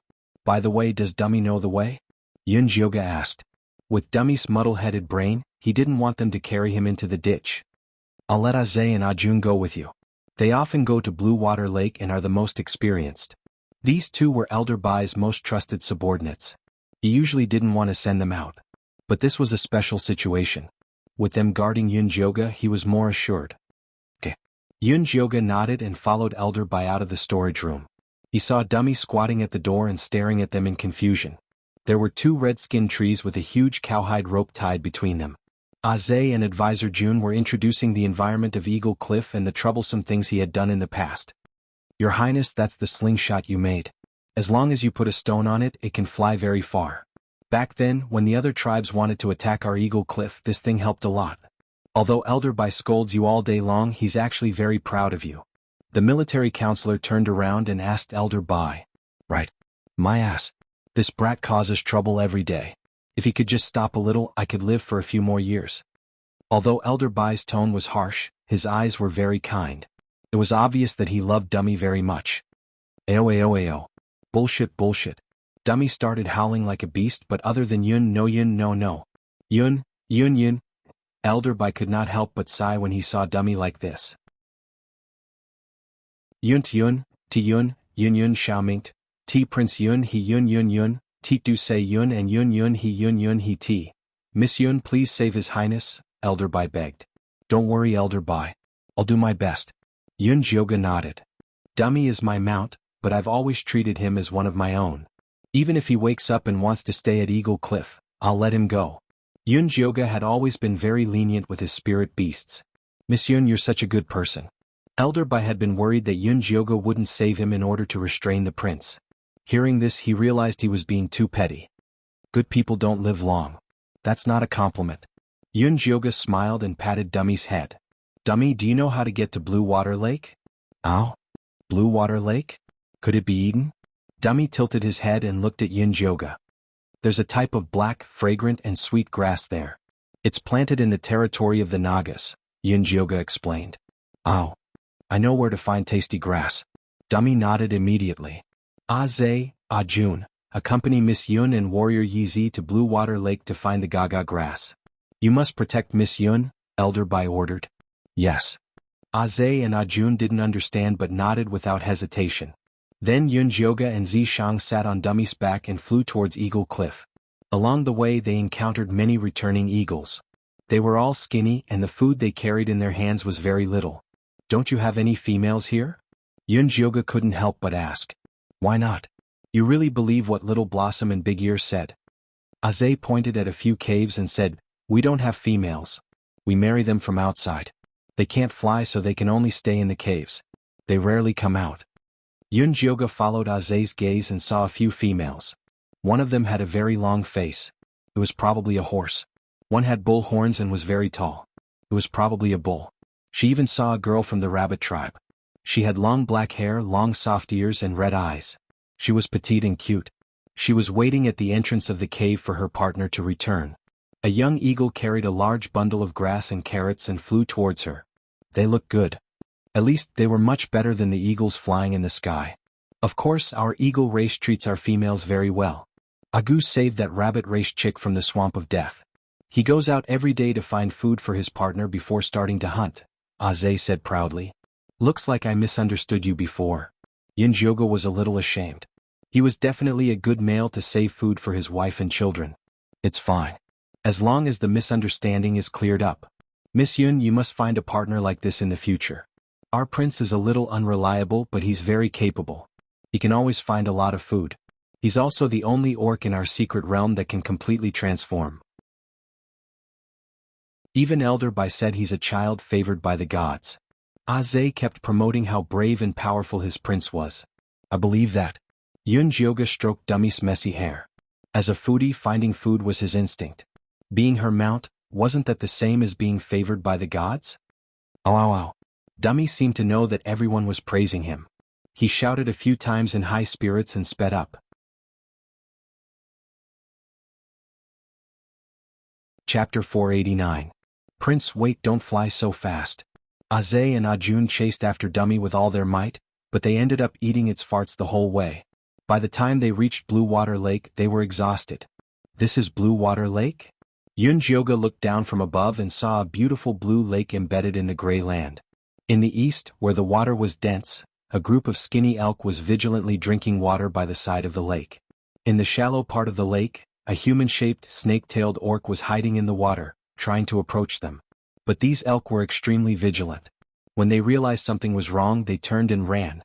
The Naga swam out of the water dejectedly, but it was impossible to chase them. Stupid Nagas, they only deserve to eat the small fish in the lake. They want to catch such big prey? Wishful thinking, Zhe said with a look of disdain. It was obvious he had a deep grudge against the Nagas. Isn't there enough fish in the lake for them to eat? Why do they want to hunt these elk? This was too difficult. After the black rain, the fish in Blue Water Lake also began to die out. Only the water grasses left. Zhe sighed, but he didn't seem to be gloating. The decrease in food was a disaster for the entire secret realm. Don't the Nagas have crossbows? Why don't they use them for hunting? If crossbows could be used to shoot from afar, the elk wouldn't be able to escape no matter how vigilant they were. Those weapons are poisonous. Even if they kill the prey, they won't be able to eat it again, the military advisor interrupted. What's the point of trading if they can't hunt? Yun Jioga didn't think the Nagas were stupid. To fight us orcs. The military advisor's thin lips revealed a sarcastic smile. That god emissary doesn't really want to help our beastmen race. He only wants to provoke a war, but these fools still believe in him. Sooner or later, our race will be exterminated. I don't think they want to believe them, but they have no choice. Yun Jioga watched as the Naga returned to the water. It bobbed up and down but still couldn't find food. It looked very pitiful. Whatever, ignore them. Let's find the gaga grass and go back, Aze said. Where is the gaga grass? Yunjioga asked. It's near their territory. We have to go there a bit more, Aze said with experience. Ow ow ow. Without waiting for Aze to lead the way, Dummy flapped its wings and flew over. After a while, Yunjioga discovered a large patch of gaga grass planted in a depression. It was black and shiny and its growth was spectacular. 2 Naga warriors were enjoying the cool in a shady place. 4 female Nagas were weeding in the field, and their service was very meticulous. Don't the Naga eat meat? Why would they spend so much effort to grow the gaga grass? Yunjioga had thought that the Naga tribe protected the gaga grass to repel foreign enemies, but now he realized that this was not the case at all. They would eat a little from time to time, but they wouldn't plant them in large amounts like they are doing now. I heard that the oracle asked them to plant them in exchange for weapons, Ajun said. Right now there are only 2 warriors and a few females. We can fly down and pluck a few before leaving, Aze said. Alright, let's take a look first. If the distance was too far, using the spiritual eye would consume a lot of spiritual energy. Yunjioga decided to take a good look at the gaga grass after obtaining it. I'm going down. Then, Aze flapped his wings and flew down. The soldiers who were resting on the side quickly picked up their crossbows and fired at Aze. Their archery skills were very good, and they took turns to lock down Aze's movements. Aze could only fly up and couldn't get close. I'll go cover. Strategist couldn't help but go down. However, it was useless for him to go down. The few females grabbed the rocks beside them and threw them at him. This greatly affected Ajun's mobility. Just when Yunjioga was thinking about whether to go down and help, Zishang suddenly said, There's an ambush. Those 2 chicks are in danger. As soon as he said this, a dozen Nagas suddenly appeared in the empty valley. A row of crossbows was aimed at Aze and strategists who were flying low. Yunjioga immediately flicked his moon spirit threads on Aze and strategist and used the elasticity to pull them up. A row of crossbow bolts flashing with a cold light shot out in unison. Aze and strategist broke out in cold sweat. They were so close to turning into beehives. Miss Yun, these Nagas seem to be prepared. Why don't we leave first and come back when we have enough people? Strategist looked at the increasing number of Nagas below. The row of crossbows was like the scythe of death. No need, you 2 retreat first. I'll go down with Yizi. Yunjioga didn't just come to study the gaga grass this time. He also wanted to subdue the Nagas. Miss Yun, don't be impulsive. Strategist quickly shouted. But it was too late. Zishang had already jumped off Dummy's back with Yunjioga. They landed on the ground and blasted a hole. Fierce, you despicable person. How dare you ambush us? Come and kill me if you dare. Aze didn't dare to fly too low. He could only provoke the leader of the Nagas. The leader of the Nagas was a young man. His long blonde hair was tied up by his neck with a straw rope. He had pale skin and exquisite facial features. His long eyes were slightly slanted. He was gloomy yet gorgeous. Below his waist was a ringed snake tail. He ignored Aze's provocation and ordered the people behind him, Get rid of this man and take the woman. As soon as he finished speaking, the Nagas all attacked Zishang, who was beside Yunjioga. Dozens of arrows flew towards Zishang. The scales on Zishang's body abruptly grew out, and he reached out with his hand to grab all the arrows. Don't fight back, Yunjioga quickly stopped him. These Nagas weren't like the 5 poison cult members. They probably didn't have the antidote. She would be the one suffering. Zishang heard Yunjioga's order. The arrows he threw at the Nagas all flew to the rocks on the side and shattered into countless pieces. His slender pupils constricted. He had never thought that this mysterious man would be so powerful. Most importantly, the scales on this man's body were somewhat similar to the Naga race. Could it be that he was also a Naga? No, Nagas couldn't completely transform. He didn't have a snake tail. He might be a different race. The divine messenger had given the order to all those who surrendered. If they could catch the woman flying to Eagle Cliff, they would get large amounts of food. It was already autumn. Winter wasn't far away. It was especially hard to get food this year. There were fewer and fewer fish in Blue Water Lake. They weren't good at hunting on land. If they couldn't get the divine messenger's food reward, this winter would be very difficult. Even if they could hibernate, many people would die. Especially those cubs. None of them would survive. Thinking about this, he immediately threw those messy thoughts to the back of his head and ordered his people, continue attacking.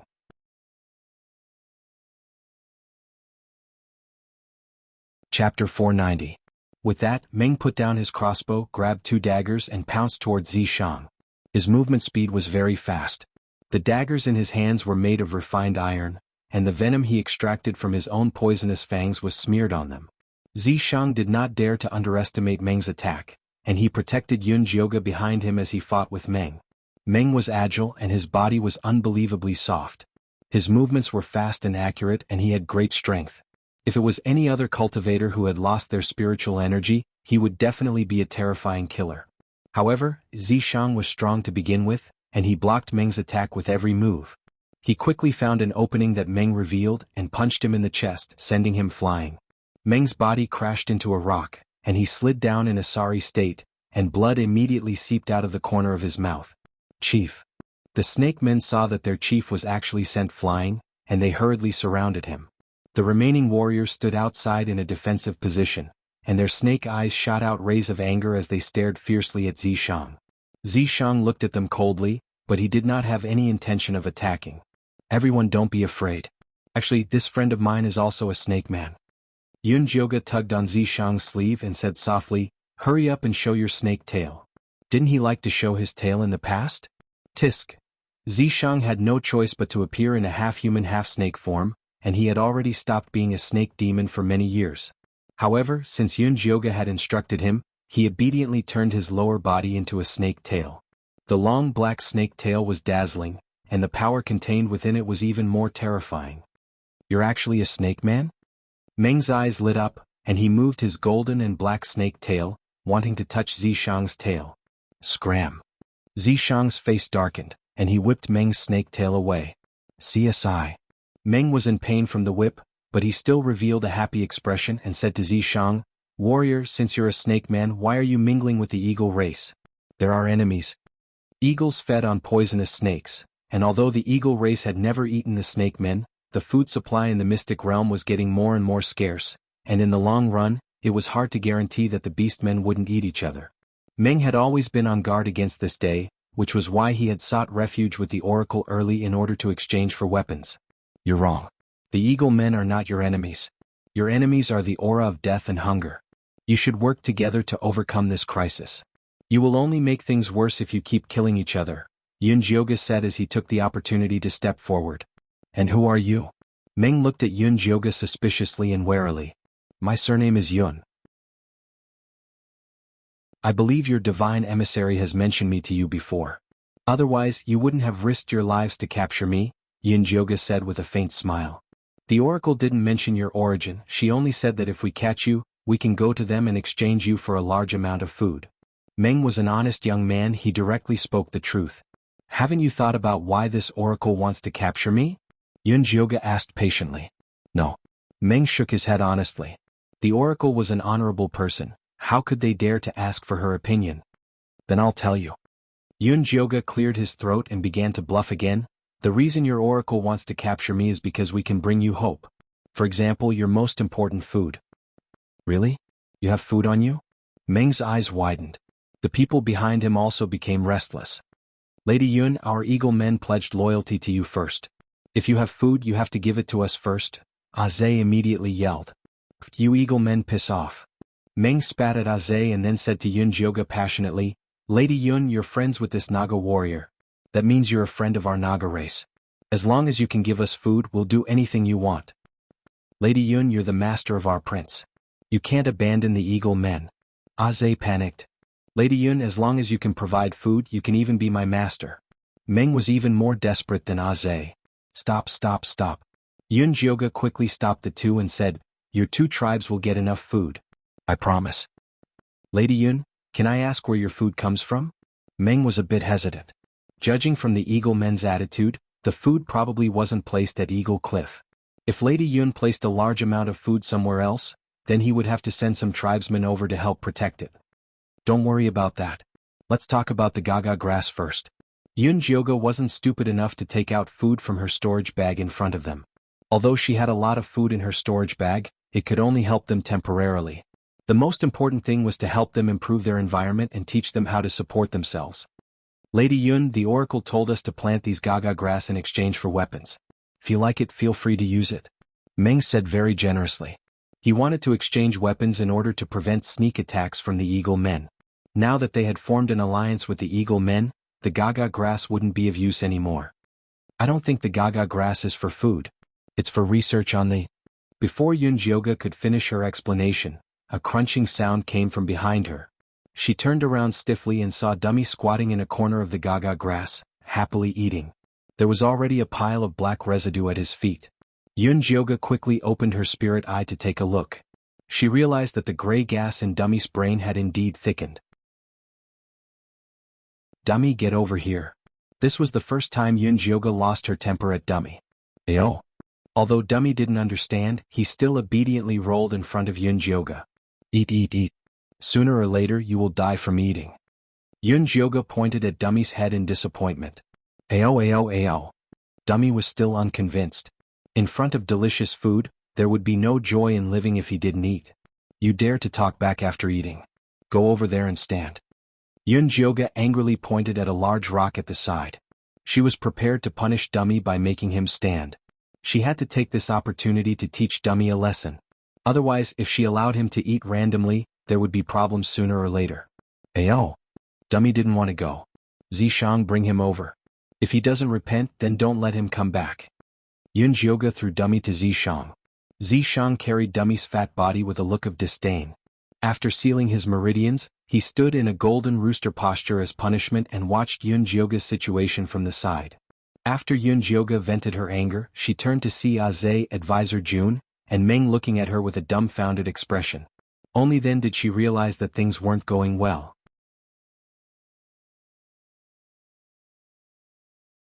Chapter 491. It was over. It would be troublesome if they misunderstood that he didn't treat Dummy well.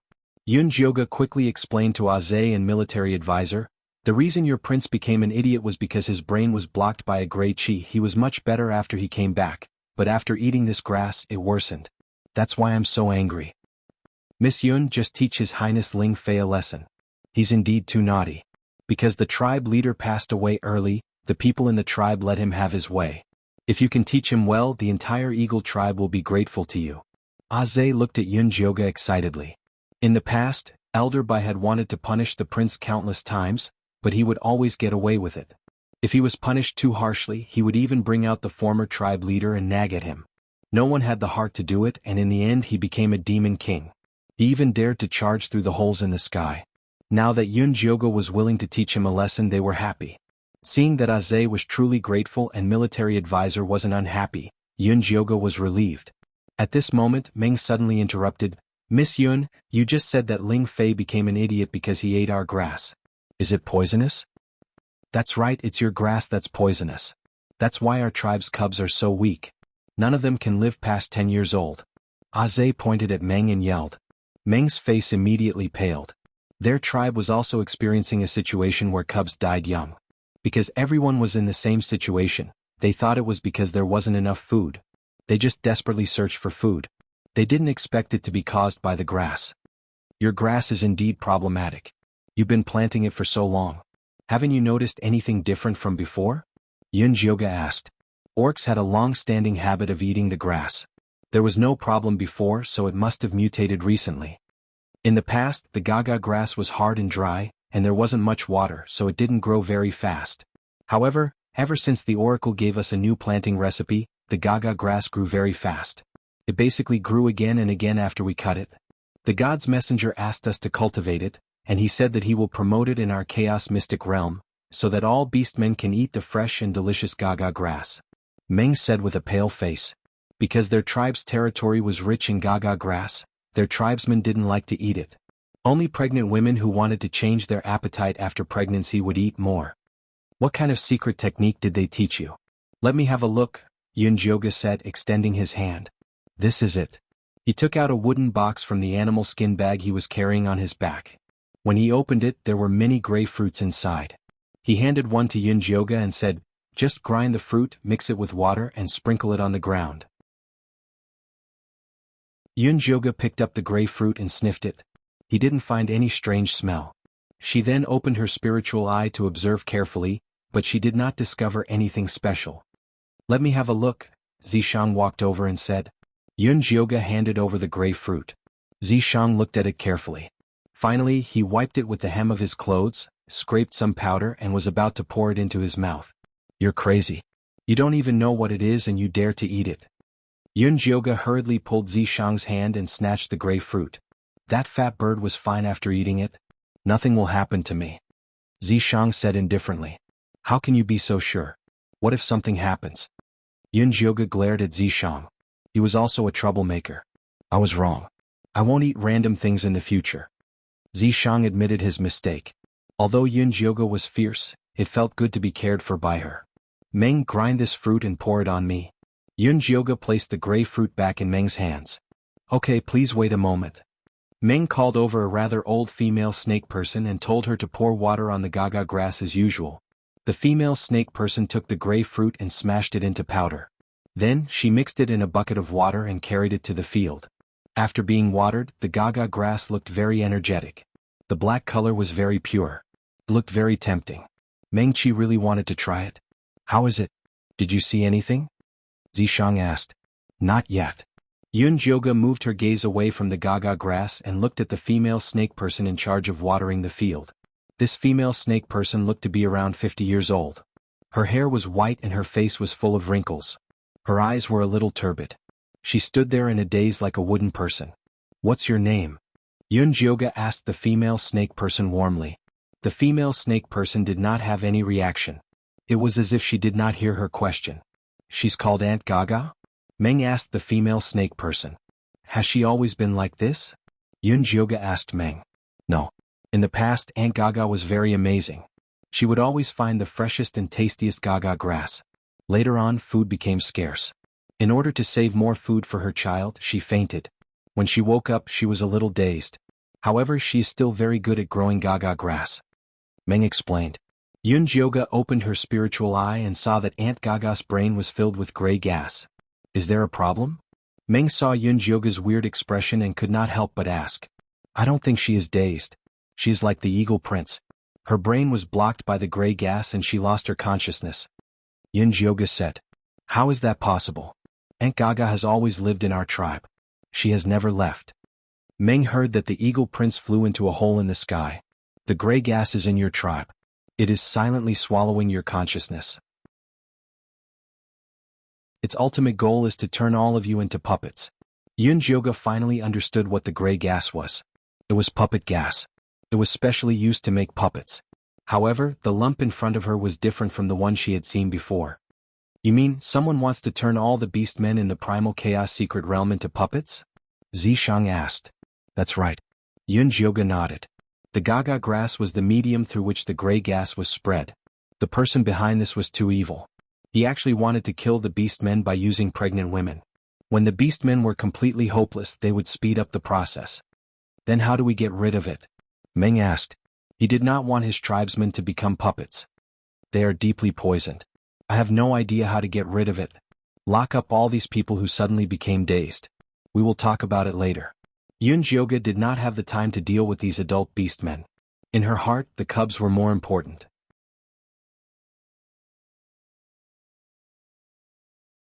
Chapter 492. Okay, I'll lock them up now.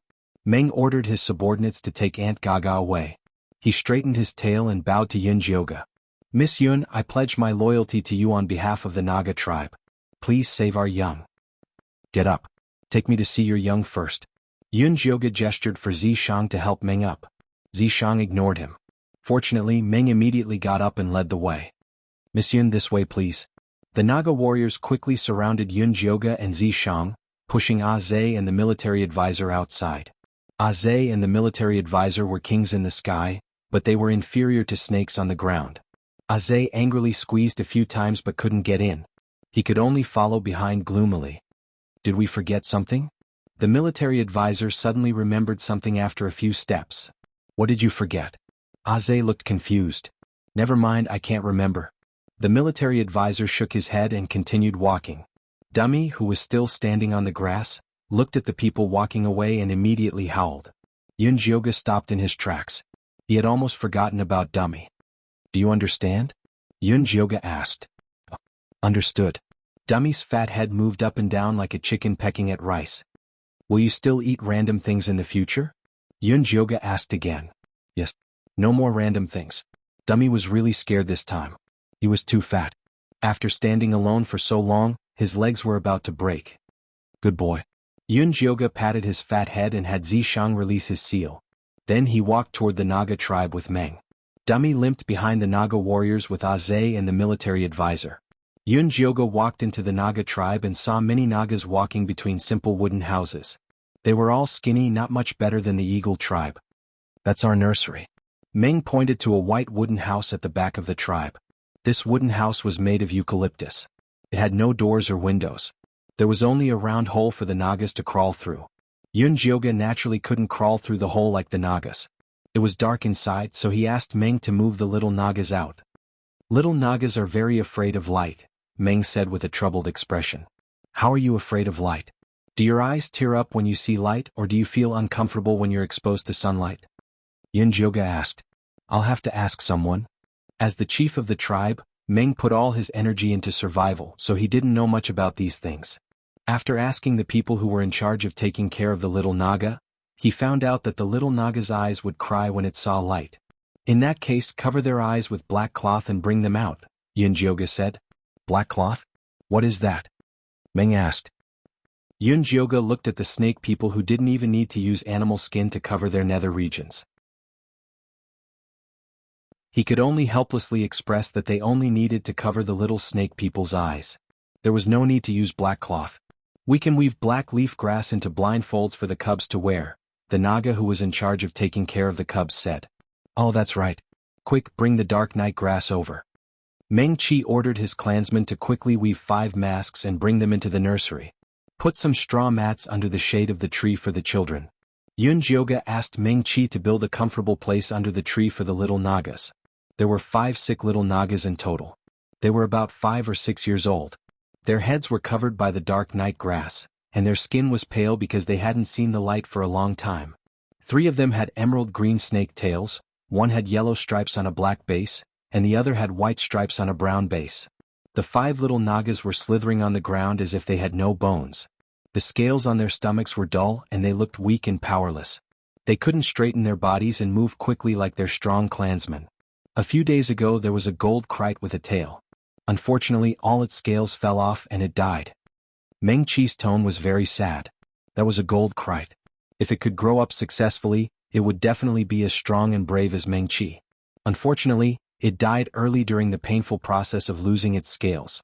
After Yunjioga examined the little Nagas with a serious expression, he found that they were the same as the eagle cubs. They were all malnourished and polluted by the death qi, and were devoured by the gray gas. As long as the gray gas of death was expelled, and they were given more nutrition, they would quickly become healthy again. However, this was easy to say but difficult to do.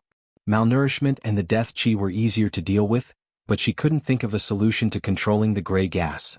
Although she could use her divine power to expel it, it was like killing a chicken with a butcher's knife. It was too wasteful and inefficient. With her recovery speed, she didn't know how long it would take to cure these 10 cubs. This was definitely not the best choice. Yunjioga told Zishang the difficulty quietly. Zishang suggested, should we release Yin Shirley and ask him?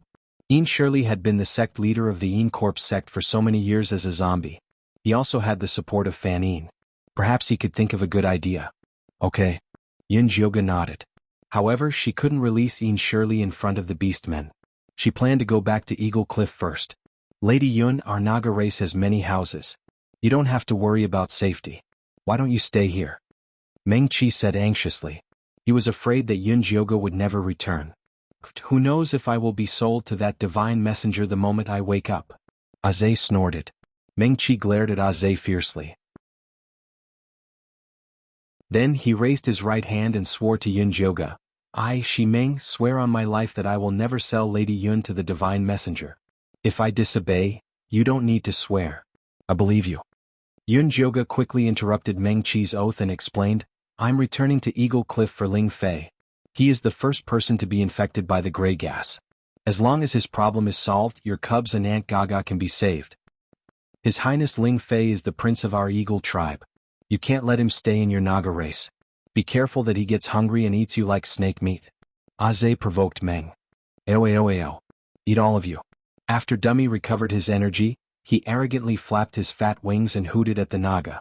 Meng Qi was so angry that his face turned red. Just as he was about to retaliate, he heard Zishang say coldly, "If he dares to eat us, he can come and try." He was pretending to be a Naga race member, so he naturally had to support them to the end. Seeing that Zishang had spoken, Aze did not dare to say anything. Dummy's fat face looked like he was in a daze. It was as if he was not the one who had spoken just now. This baby had no idea what they were talking about. Master Yi Zi is mighty. Meng Qi looked at the domineering Zishang excitedly. He was so excited that his snake tail curled into a circle. Guard the tribe well. We will return, Zishang calmly ordered. Yes. Meng Qi punched his chest with his right fist and said firmly. The other tribesmen also solemnly expressed their obedience. How many of those gray stones are left? Bring them back for research, Chu Shigu said. 10 more. Meng Qi gave all the gray stones to Yun Jioga. These divine stones were like poison to him now. Even if Yun Jioga did not want them, he was going to burn them all. Don't destroy the Gaga grass yet. We don't want to attract the attention of the divine messenger. Yun Jioga did not want to go against Nangong Yu and the others before he solved the problem of the beastman's gray gas. Yes. Meng Qi hurriedly nodded and secretly heaved a sigh of relief. Although he had already decided to follow Yun Jioga loyally, he was not willing to be the first to fight the divine messenger. It was best to buy some time.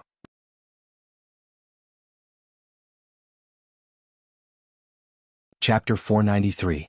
Yun Jioga took Grey Rock and Dummy back to Eagle Cliff. Elder Bai was waiting for them to come back empty-handed. He asked in shock, "You didn't get any Gaga grass?"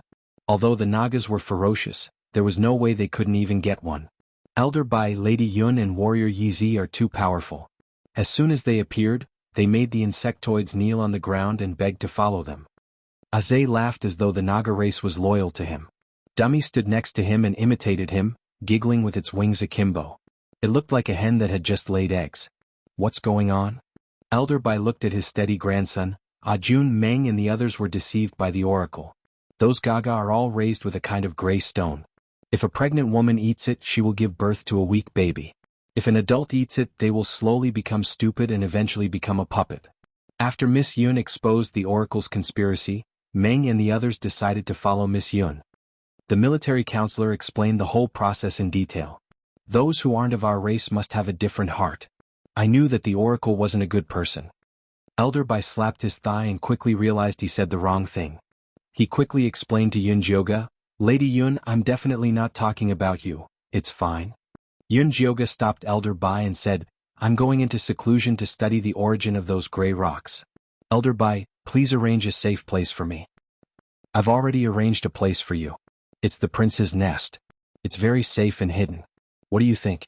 Elder Bai asked. "Very good." Yun Jioga nodded. Dummy's nest was some distance away from Eagle Cliff. It was surrounded by cliffs. It couldn't be better. "Lady Yun, you must be hungry after being busy for so long. We've already prepared dinner. Why don't you go over after eating?" Elder Bai said warmly. Yun Jioga thought about the dead spiders, rats and snakes in the warehouse and rejected decisively, "No need, I want to study it early. I'll go over now." Then she sat on Dummy's back and left like she was being chased by a ghost. "Miss Yun?" Elder Bai looked at Yun Jioga's back anxiously and said worriedly, "They don't have anything on them. What are they going to eat later?" "Elder, you don't have to worry about them. Lady Yun should have a lot of food on her." The military advisor repeated what Yun Jioga had said to the Naga tribe.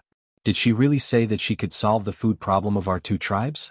Elder Bai quickly asked. "Yes, they heard it too." The advisor nodded. "That's right, I heard it too. Lady Yun already promised to give food to our tribe first." Aze patted his chest as if he had fought for this benefit. "Then what are you waiting for? Hurry up and bring the warriors to protect Miss Yun."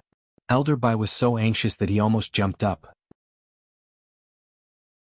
The fact that Yun Jioga was able to solve the fertility problem of the tribe was already impressive enough.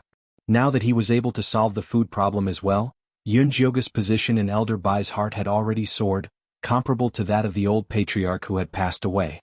"Patriarch, we've been running for a day and haven't even had a drop of water. Can't you wait until we're full before going over?" Aze felt wronged. He was starving. "Eat my A**s. Hurry up and get out. If anything happens to Lady Yun, I'll eat you all," Elder Bai roared and kicked Aze away. The military advisor left on his own accord. Ajun, I'm really hungry. I can't fly anymore. Aze hung his head and flapped his wings weakly. His stomach rumbled like a drum. Idiot, what can you eat at Eagle Cliff?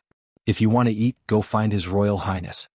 Lady Yun and the others might not need to eat, but His Royal Highness definitely needed to eat. Judging from his size, his food must be good. Yes, you're right. Let's hurry. Aze flapped his wings and flew towards Dummy's nest. Dummy's nest. Yun Jioga was taking out food from his storage bag.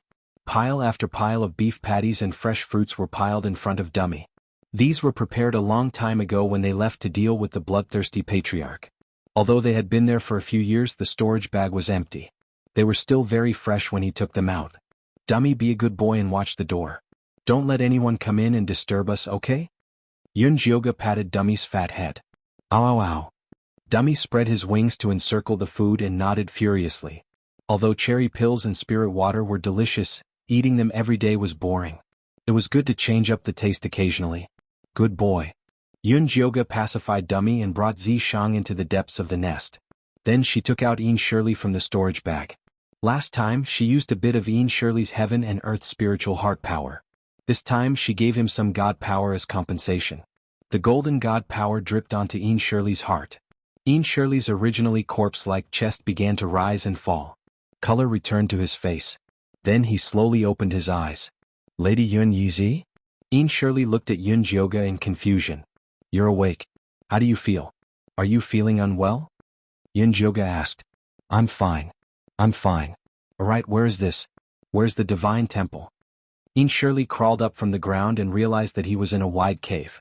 The sky outside was gloomy and there was a faint aura of death in the air. The divine temple has been destroyed. This is the chaos mystic realm. Nangong, you brought Cho Sen and the others into the mystic realm a month earlier than us. Yun Jioga briefly explained what had happened. Ian Shirley listened with admiration and looked at Yun Jioga with admiration. The problem now is that Nangong Yu and the others are destroying the mystic realm. I suspect that these stones have something to do with them. Have you seen these stones before? Yun Jioga took out the gray stones and asked Ian Shirley. Let me see. Ian Shirley took the gray stones and wanted to infuse spiritual power into them. However, he realized that his Dantian seemed to be dead. This mystic realm is a spirit-forbidden zone. Spiritual power cannot be used here, Yun Jioga said. Ian Shirley frowned. After some thought, he rubbed his fingers and a faint gray Yin Chi floated out. You can use Yin Chi? Yun Jioga was surprised. This is my natal Yin Chi. Didn't I tell you that I have the Yin Yang Dao physique? Ian Shirley said. No. Yun Jioga finally knew how Ian Shirley was able to obtain the heaven and earth spiritual heart. He had been the sect patriarch for so many years without being discovered. The Yin Yang Dao physique was a heaven-class bone frame and was even rarer than Lu Tian'er's and Yi Yunji's Dao physiques. Lu Tian'er was born with a refined corpse physique. If she cultivated a Yin Chi cultivation technique, she would turn herself into a living corpse. However, Ian Shirley's Yin Yang Dao physique was able to freely switch between human and corpse.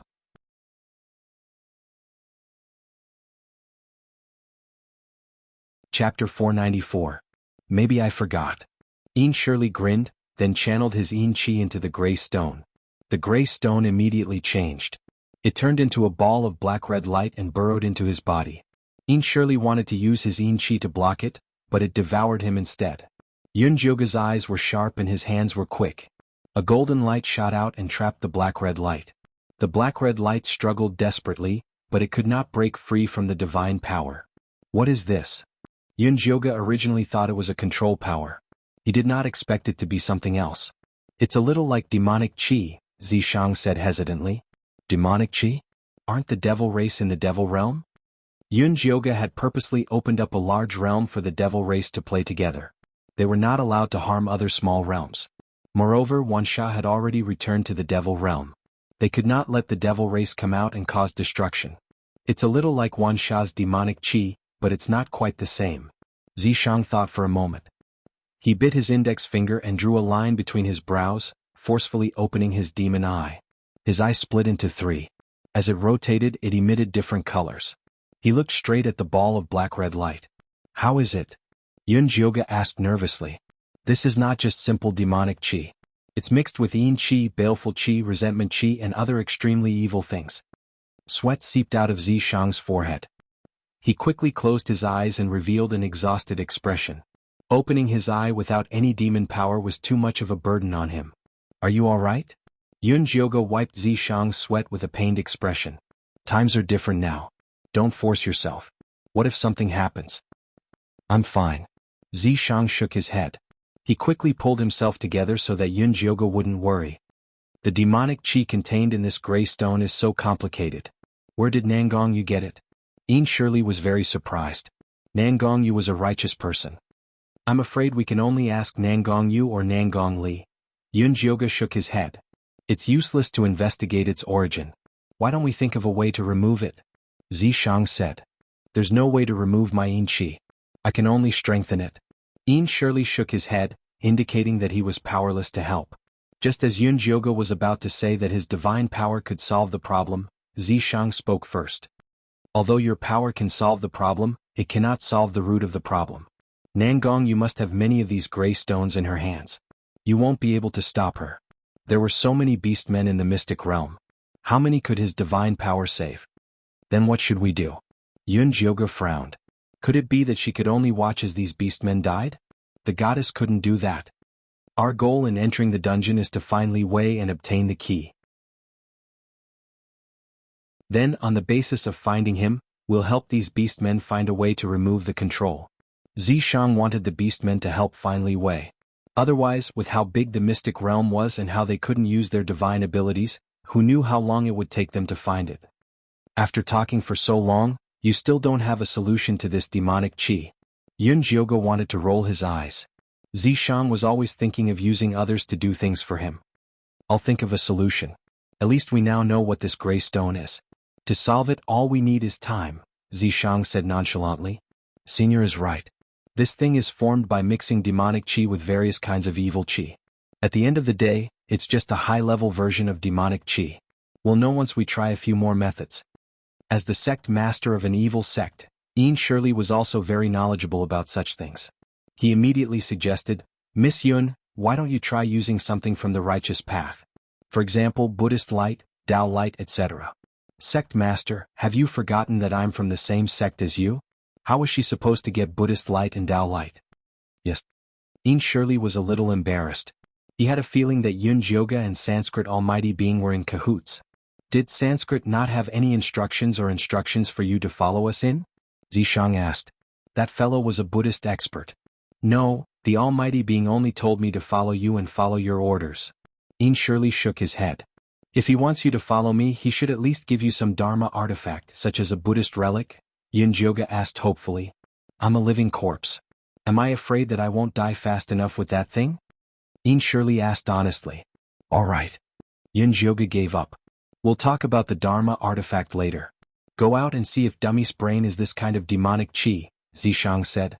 If the gray qi in Dummy's brain wasn't demonic qi, then it would be useless for them to talk for a long time. All right, I'll go take a look now. Yun Jioge had only used his spirit eye to check briefly before. This time he had to check it seriously. The three of them walked out and saw Aze and Advisor June squatting beside Dummy. They were looking at the pile of food on the ground with extremely hungry and pitiful eyes. Dummy's two fat wings formed a semicircle to protect the food in the middle. His mouth was eating extremely quickly. He was extremely protective of his food. Dummy, you're too stingy. Yun Jioge glanced at Dummy's protruding stomach. It was clearly so full that it was about to vomit, but it still couldn't bear to share with others. What a stingy bird. Miss Yun, don't blame the prince. He wasn't like this in the past. He probably doesn't recognize us now, so he's being so protective of his food. Advisor June hurriedly explained for Dummy. He was afraid that Yun Jioge wouldn't have a good impression of Dummy and would abandon the Eagle clan. I'm just afraid that he'll eat too much. All right, Dummy, you can't eat anymore. Yun Jioge walked to the side and forcefully wrapped the food on the ground with a cloth. Ow, ow, ow. Dummy's feathers immediately exploded. His entire bird turned into a big ball. He looked at Aze and Advisor June with an extremely ferocious gaze. He looked like he would fight them to the death if they dared to eat his food. Keep it well. Eat when you're hungry. Yun Jioge didn't share the food with Aze and Advisor June. Instead, he packed it into a big bag and tied it to Dummy. Only then did Dummy retract his fat wings in satisfaction. He walked to his nest and hugged the bag to lie down. He was actually going to sleep. Aze and advisor Jun held their flat stomachs.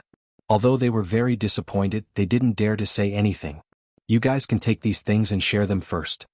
Yun Jioga turned around and took out a big bag of beef patties and big steamed buns from his cloth bag.